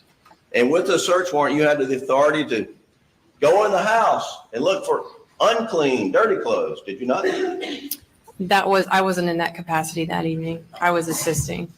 Well, the search warrant provided that authority to law enforcement, did it not? It would have, yes. And you mentioned that you got into the law enforcement business because you're CSI TV junkie of sorts. Did I understand you to say that? Yeah, I was. Okay, and you've seen CSI shows where they go and they look in the drains of showers or sinks and to see if blood residue had been recently flushed through there. That's possible, is it not? It could be. And that's just not on TV. I mean, that's skills that SLED's crime team has available to them, correct? I don't know what they have available, but Okay. that would be a crime scene unit question. The and actually there were the clean clothes that Alec Murdaugh was wearing that night. They were seized, were they not? Yes. Okay, and the clean shoes were seized, correct? Yes. And the clean shirt was seized, was it not? Yes, it was. Okay. But that you were in the house when that happened, but you didn't collect the clothes, right? I did not collect anything. I stood by in the foyer. And who did the collection? Do you recall? Special Agent Owen. And when was he assisted by anybody? I was just standing by. They went to a back bedroom and I was in the foyer area. It was like an open floor plan. And do you recall how? Do you recall what Mr. Owen, Detective Owen, Special Agent Owen, apologize. Detective Owen, Special Agent Owen, did you observe what he collected the clothes in? I did not. Did he collect all the clothes and put them in one paper bag? I don't recall.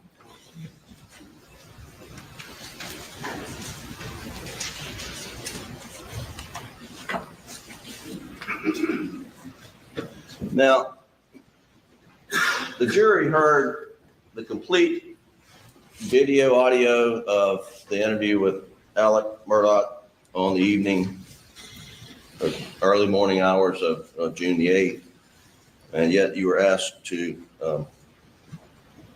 repeat some of the things that he said, and I want to, I mean, the tape speaks for itself. I don't want anyone to misconstrue your testimony, so just want to ask you, are you saying that Mr. Murdaugh tried to turn his son over 2 times on that tape, or that on 2 occasions he described one incident that he tried to turn his son over?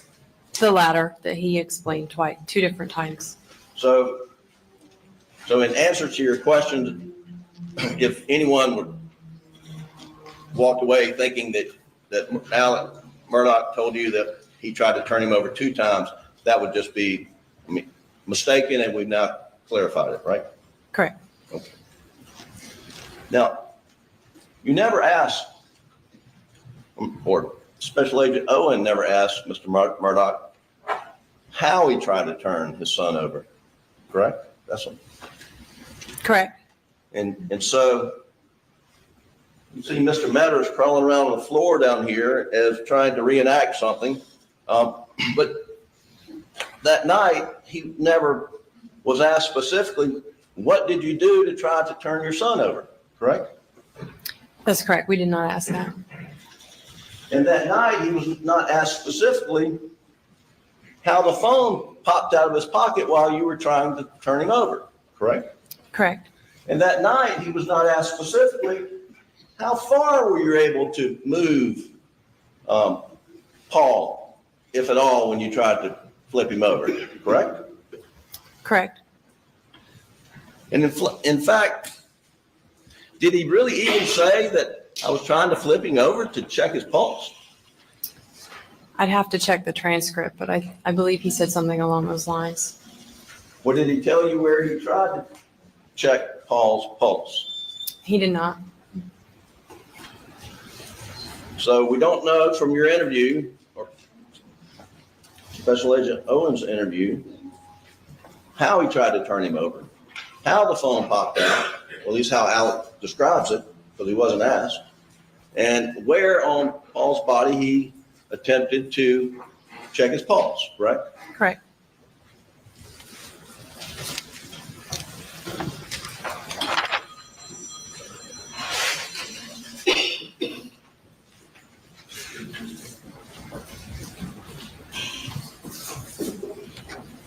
And you were asked questions about whether there were knee prints and footprints by Paul's body, next to his body, right?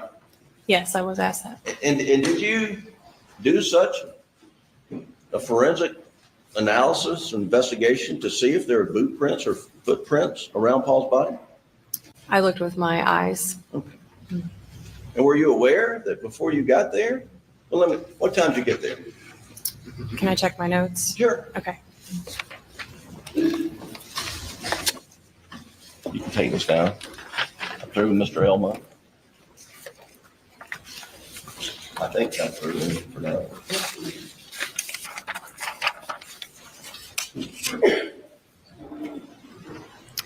$12:22 a.m. I was on scene. Okay, 12:22 a.m.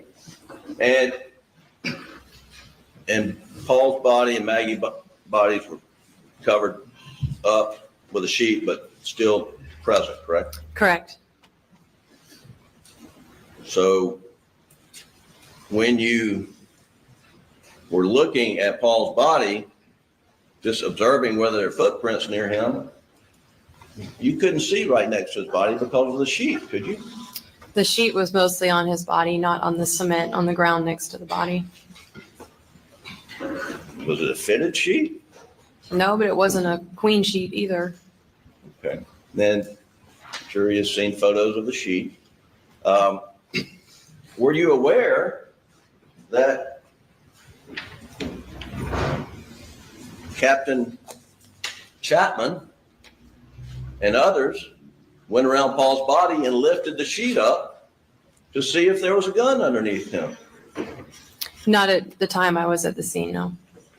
Well, I take it you did not observe their footprints anywhere in the area either then, right? Not that I recall.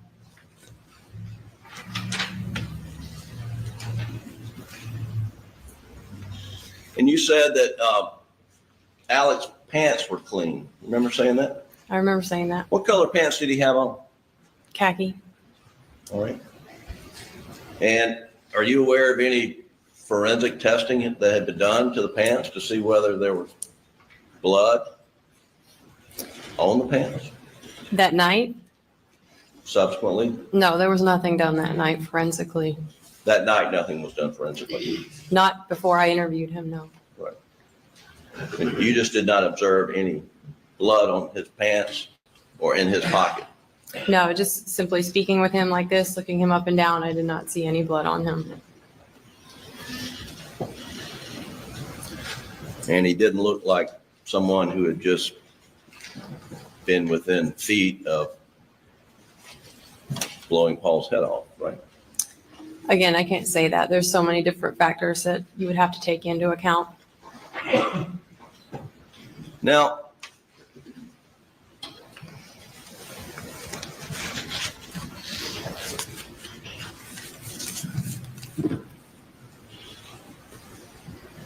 you did a lot more, I believe, that night. After you left, well, let's go back.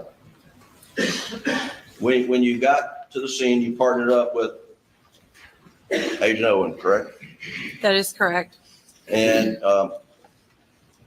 you saw inside the shed and you observed there was wadding on the floor near his feet, Paul's feet. Correct.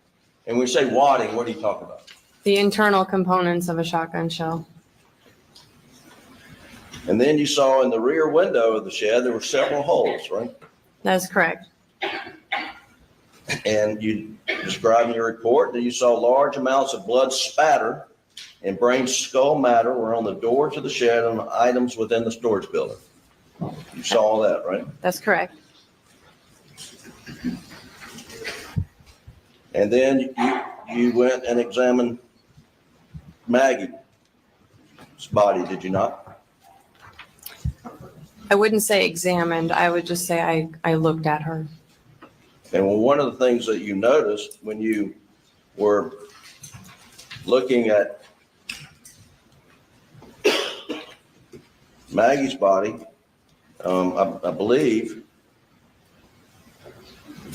You said you noticed there are a few clumps of her hair and a broken earring were located near a UTV tire, right? That is correct. And what's UTV tire? I'm sorry. What do you mean by UTV? All-terrain vehicle, like a four-wheeler, side by side. Okay.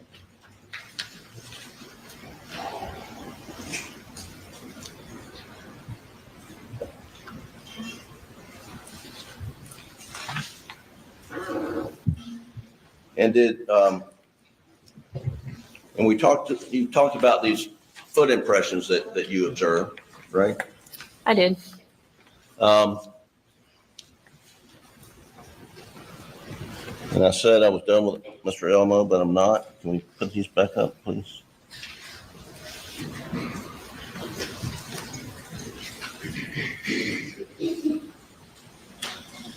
Can you turn on Elmo? It's on. Oh, there it is.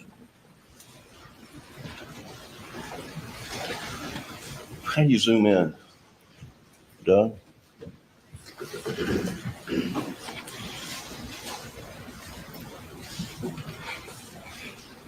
Let's just change the color. Make it light. Okay. All right. I think that's good. Okay. Hang on.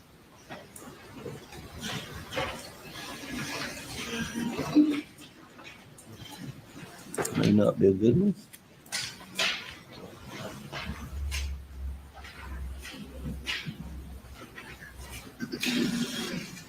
That's okay. Thanks. You mentioned that you told investigators that work for me and Mr. Harpootlian that the boot prints were not yours in these photos, right? That is correct. But now you told the jury that the boot prints are yours. That's incorrect. Those are not my boot prints. Okay. Whose boot prints are they? I don't know. Oh, so okay. That's why I get to do this. So Objection is comments. Yes, let's close questions. So you don't know whose boot prints those are? No. All right.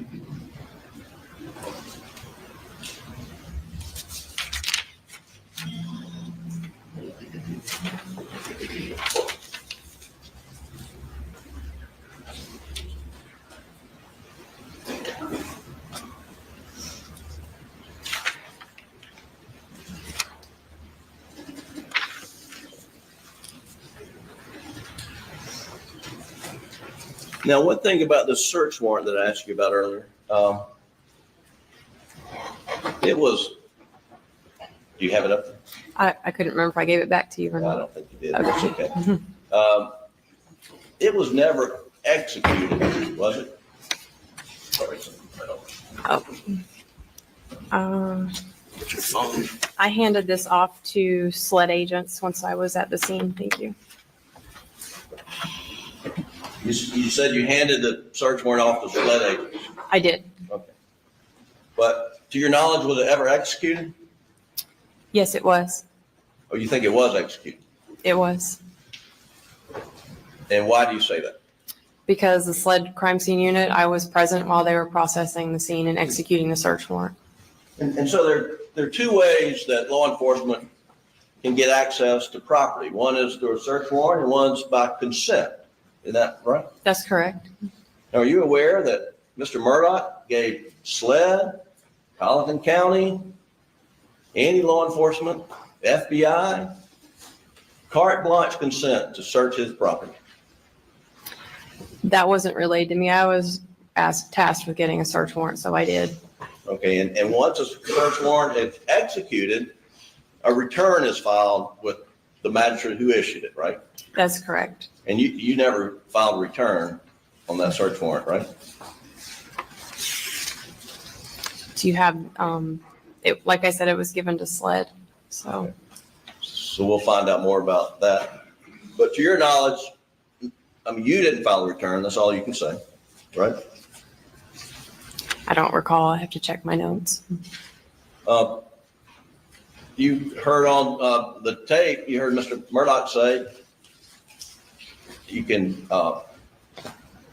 do anything, look for anything. You remember him just giving consent to whatever you need? As far as speaking with him, yes, I remember him saying that. And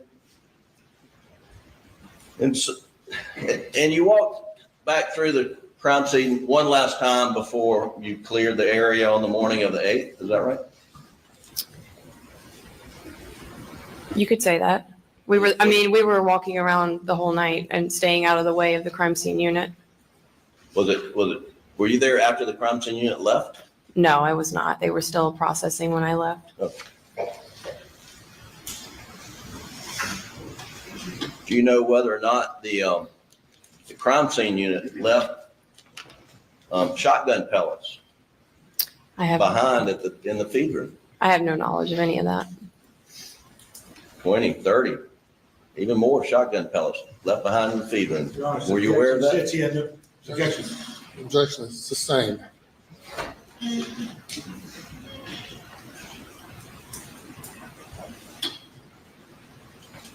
On Thursday, June 10th, 3 days. Thursday, June the 10th. You went with SLED, a number of SLED agents and law enforcement agents went to meet with Mr. Murdaugh, Mr. Murdaugh's brothers, Randy and John Marvin, Mr. Murdaugh's son, and they all agreed to meet, and y'all found a location outside of Barnville, I believe. You remember doing that? I do. I remember doing that. And that was during that, I believe you and a SLED agent interviewed Mr. Randy Murdaugh, correct? That's correct. And Mr. Randy Murdaugh agreed to allow the download of his cell phone, correct? That's correct. And gave consent, right? He did. And Mr. Alec Murdaugh, to your knowledge, gave consent to download his cell phone, correct? To my knowledge, yes. And Mr. John Marvin Murdaugh did the same, correct? Correct. And Mr. Buster Murdaugh did the same, correct? He did. And everyone gave a voluntary interview that day, to your knowledge, right? They did.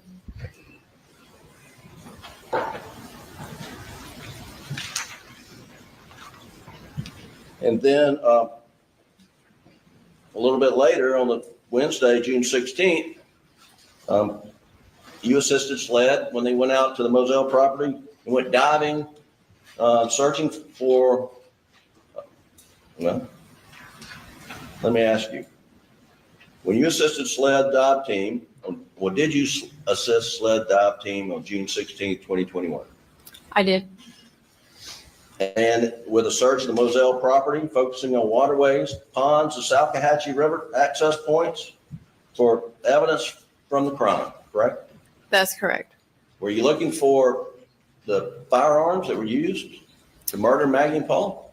We were looking for anything that could have been linked to their murders. And then you utilized ATVs and canvassed the entire 1,700 acres of land. I did. That was my assignment that day. And once again, that was done with consent by Mr. Murdaugh, correct? That is correct. And then went back the next day and dove another pond on the property. You remember doing that? I didn't dive, but I was standing by, yes. You were there? Yes. And again, that was with consent, right? Correct. And then you were given consent and you did a search of a white F-250 pickup that Paul normally drove, right? That is correct. And while you were there, Mr. Davis shows up, and Mr. Davis, you understood to be the caretaker for the dogs, right? Yes, that's what he explained his job title was at Moselle. And that, did you observe him doing his work that day? I did. Did you watch him wash down the dog runs? I don't remember that part.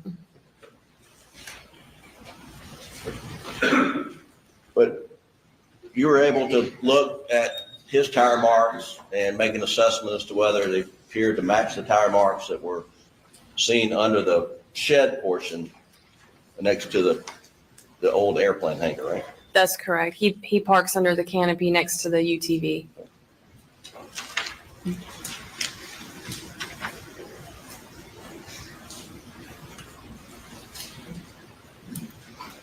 And then on Friday, June the 18th, you had a meeting and you looked at some photos, I believe crime scene photos and autopsy photos at SLED, correct? I did. And you made a mental note and you put it in your record that you noticed a few strands of what appeared to be brown hair, unable to determine the length from the photo in Maggie's hands and fingers, right? That is correct. And you thought that possibly was indication of a struggle, that Maggie had grabbed someone, had their hair in her hands, right? I didn't say that in my report, no. Well, so why did you note it in your report? Because it was an observation. Well, you also noticed in your report that there were some injuries, what appeared to be to Paul's face, that like he had been some type of struggle, right? I noted what to me could have been scratches or a bruise on his cheek. And we heard some testimony yesterday about a bolo on the lookout for a white pickup that Paul normally drives. That pickup was found the next morning, correct? That's correct. It was broken down.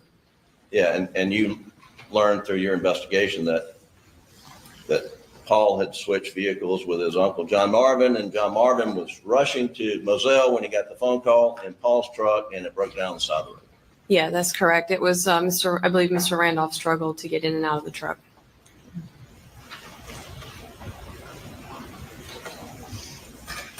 Did Colleton County Sheriff's Office put out a statement to the press on the morning of June the 8th that there's no need to public to be alarmed?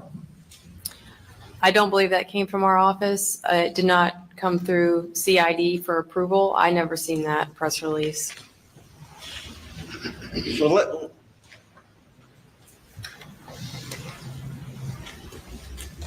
was Alec Murdaugh, you're assisting SLED, night of June the 7th, morning June the 8th, was Alec Murdaugh a suspect? That night, everybody was a suspect. Everybody?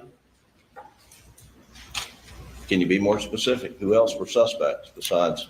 Well, there was reasons we were asking certain questions. Who his best friend is, who, their routine each day.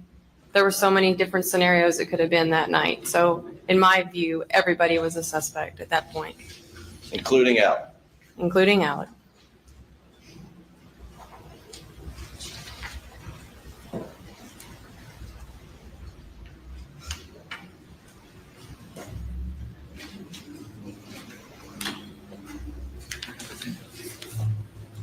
May I beg the court's indulgence to consult with that.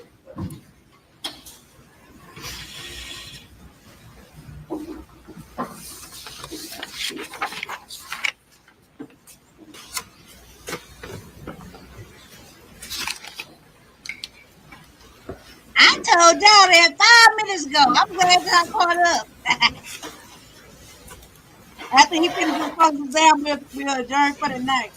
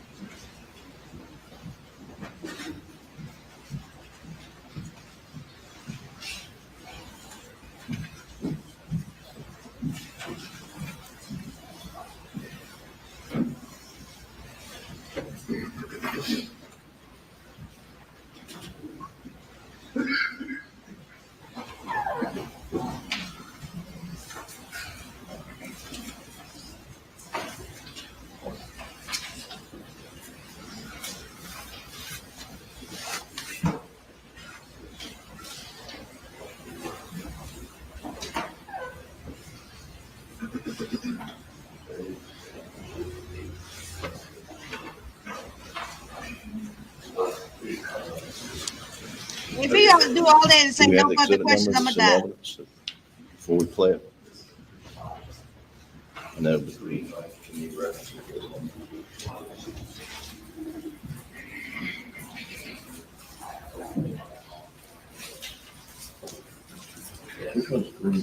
Yeah, he keep adding stuff that she don't even say. You were walking the crime scene? No, eventually it was removed when the crime scene unit was ready to process his body. And the, I just want to clear up, when you said Alec was wearing khakis, were you referring to shorts or long pants? Shorts.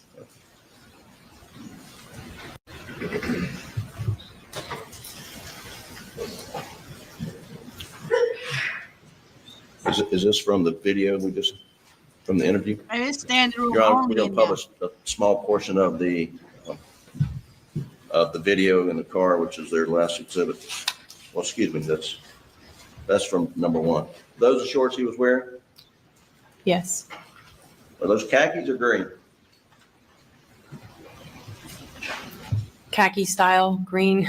Okay, all right. That's all, you can take it then. That's all the questions we have, Your Honor. And redirect. Yes, sir.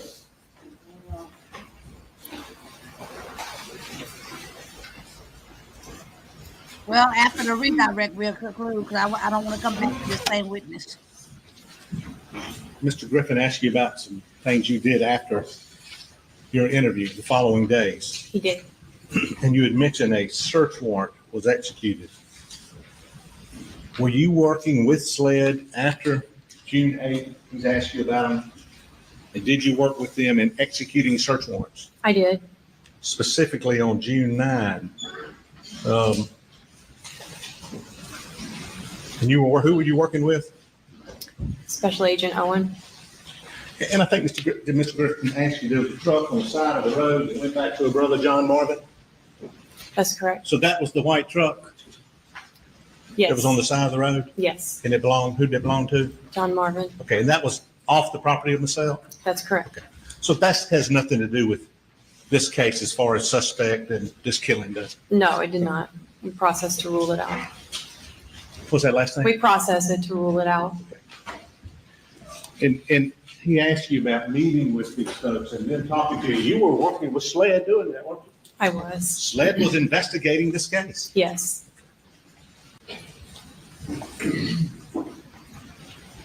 Getting swabs.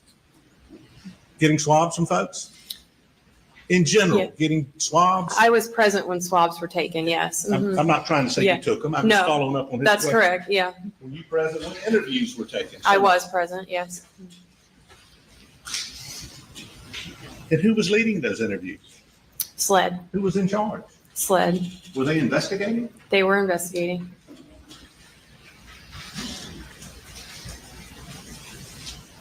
Did you assist SLED with the initial timeline on phone calls? I did.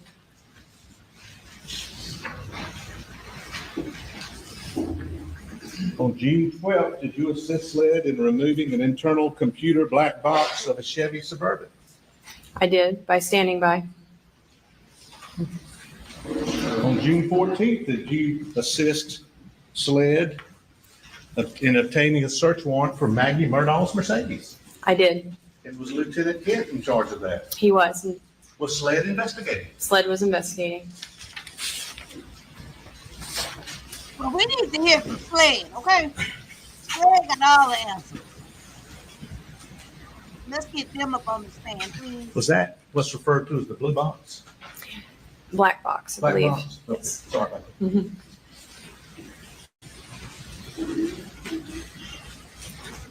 Were you with SLED when Maggie Murdaugh's Mercedes was towed? I was. Did y'all have a search warrant for that? We did.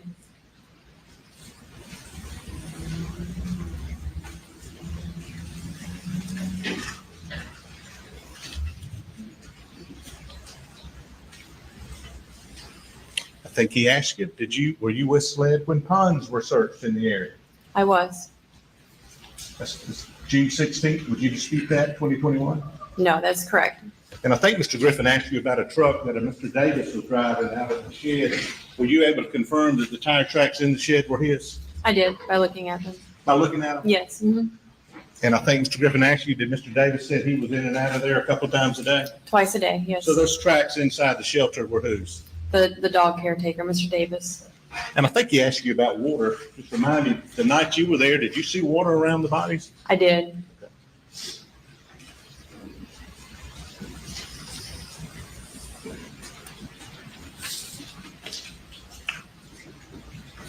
He asked you about some injuries, I think, that you had noted in your report. How did Paul fall? Face down at an angle outside the feed room On what? on his hands and arms. Okay. But his face hit what? The gravel.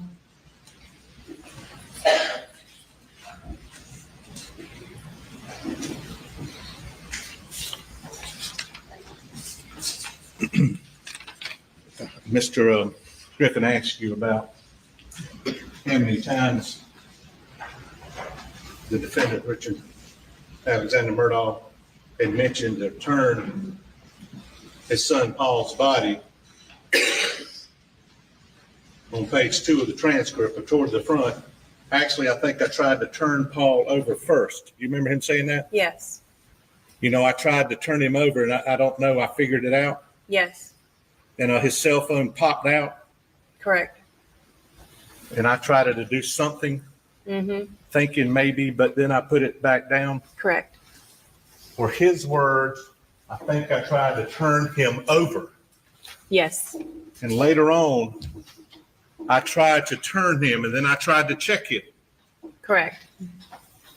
I tried to turn him. Correct. He asked you about the sheet on the body. Did you see the front of the top of Paul's head? I did. Okay. And he asked you about the sheet over that body. I want to ask you about a sheet. When you saw Richard Alexander Murdaugh, did he have a sheet over him? He did not. Could you see his face, his hands, his body, his pants, and his shirt? I could.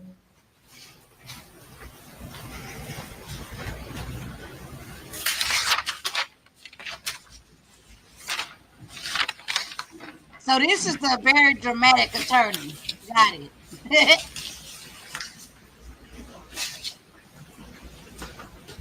Did he look like somebody who just changed his clothes? Yes. Basis for the objection. No basis for that opinion. Response, Mr. Meadows. I couldn't hear what he said. No basis for that opinion. Did those clothes appear to be fresh, They did. like they just come out of the laundry? It could be. No objection, Your Honor. Objections overruled. That's all we had. Further questions?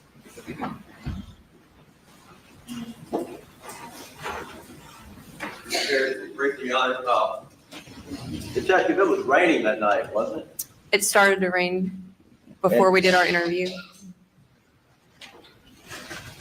Can you put up that photo of his shorts and shirt that we saw a minute ago?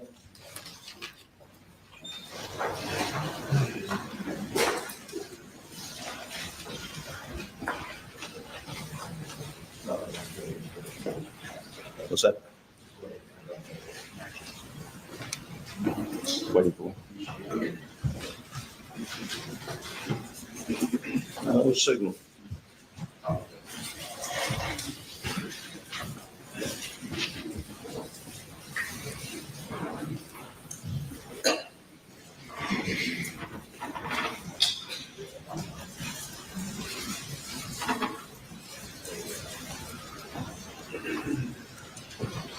Well, it looks like he got more people on his side of the courthouse supporting him.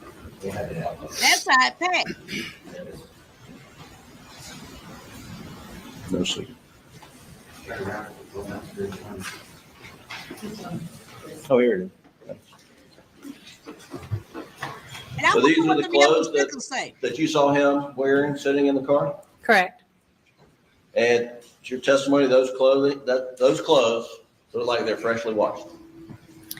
He's sweating and they're dry, so I would say yes. Okay. Thank you. You may step down. Damn, that didn't help him none. You call your next witness.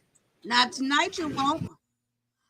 All right, so tonight we got some, to me, more interesting testimony. Okay, we got to see his demeanor, his manner, what he had on that night in that interview. We got to hear him tell some say some very questionable things. So state body as questionable as I did. How you go down there and bother the bodies to check the pulse or turn them over with no blood? Why the blood around the bodies, according to the state, wasn't even disturbed? Very, very interesting. Okay. We watching this next witness. You stood us up last night. Girl, no, I'm hungry. I'm about to go eat me some noodles. But we are getting further into, at this point, now we're talking about some real evidence. And we're talking about some real testimony, okay? So make sure y'all tune in to the next episode of Night Court. It's going to be Monday night at 7 p.m. Central Standard Time. But I will be here in the morning because I want to watch a couple of witnesses from the bedtime murder case with y'all, a couple of family members. And unless I'm wrong, no,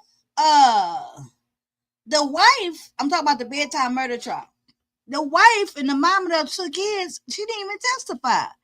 Now, I'm going to go through the court procedures again tonight, but I looked already twice. She didn't testify, but I'll make sure.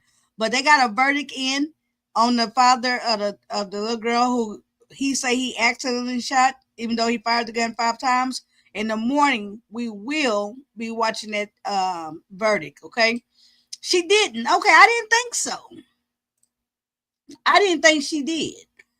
But tune in tomorrow for that, and I will be just have to stay tuned for everything else. As usual, thank you guys for coming in and serving y'all virtual civic duty in the Lit Lane jury box here on Trial Watch with Demetra. Court is now in recess. Good night. Thanks for watching. Do not forget click the subscribe button and hit the bell icon. Like, comment and share. See you next time.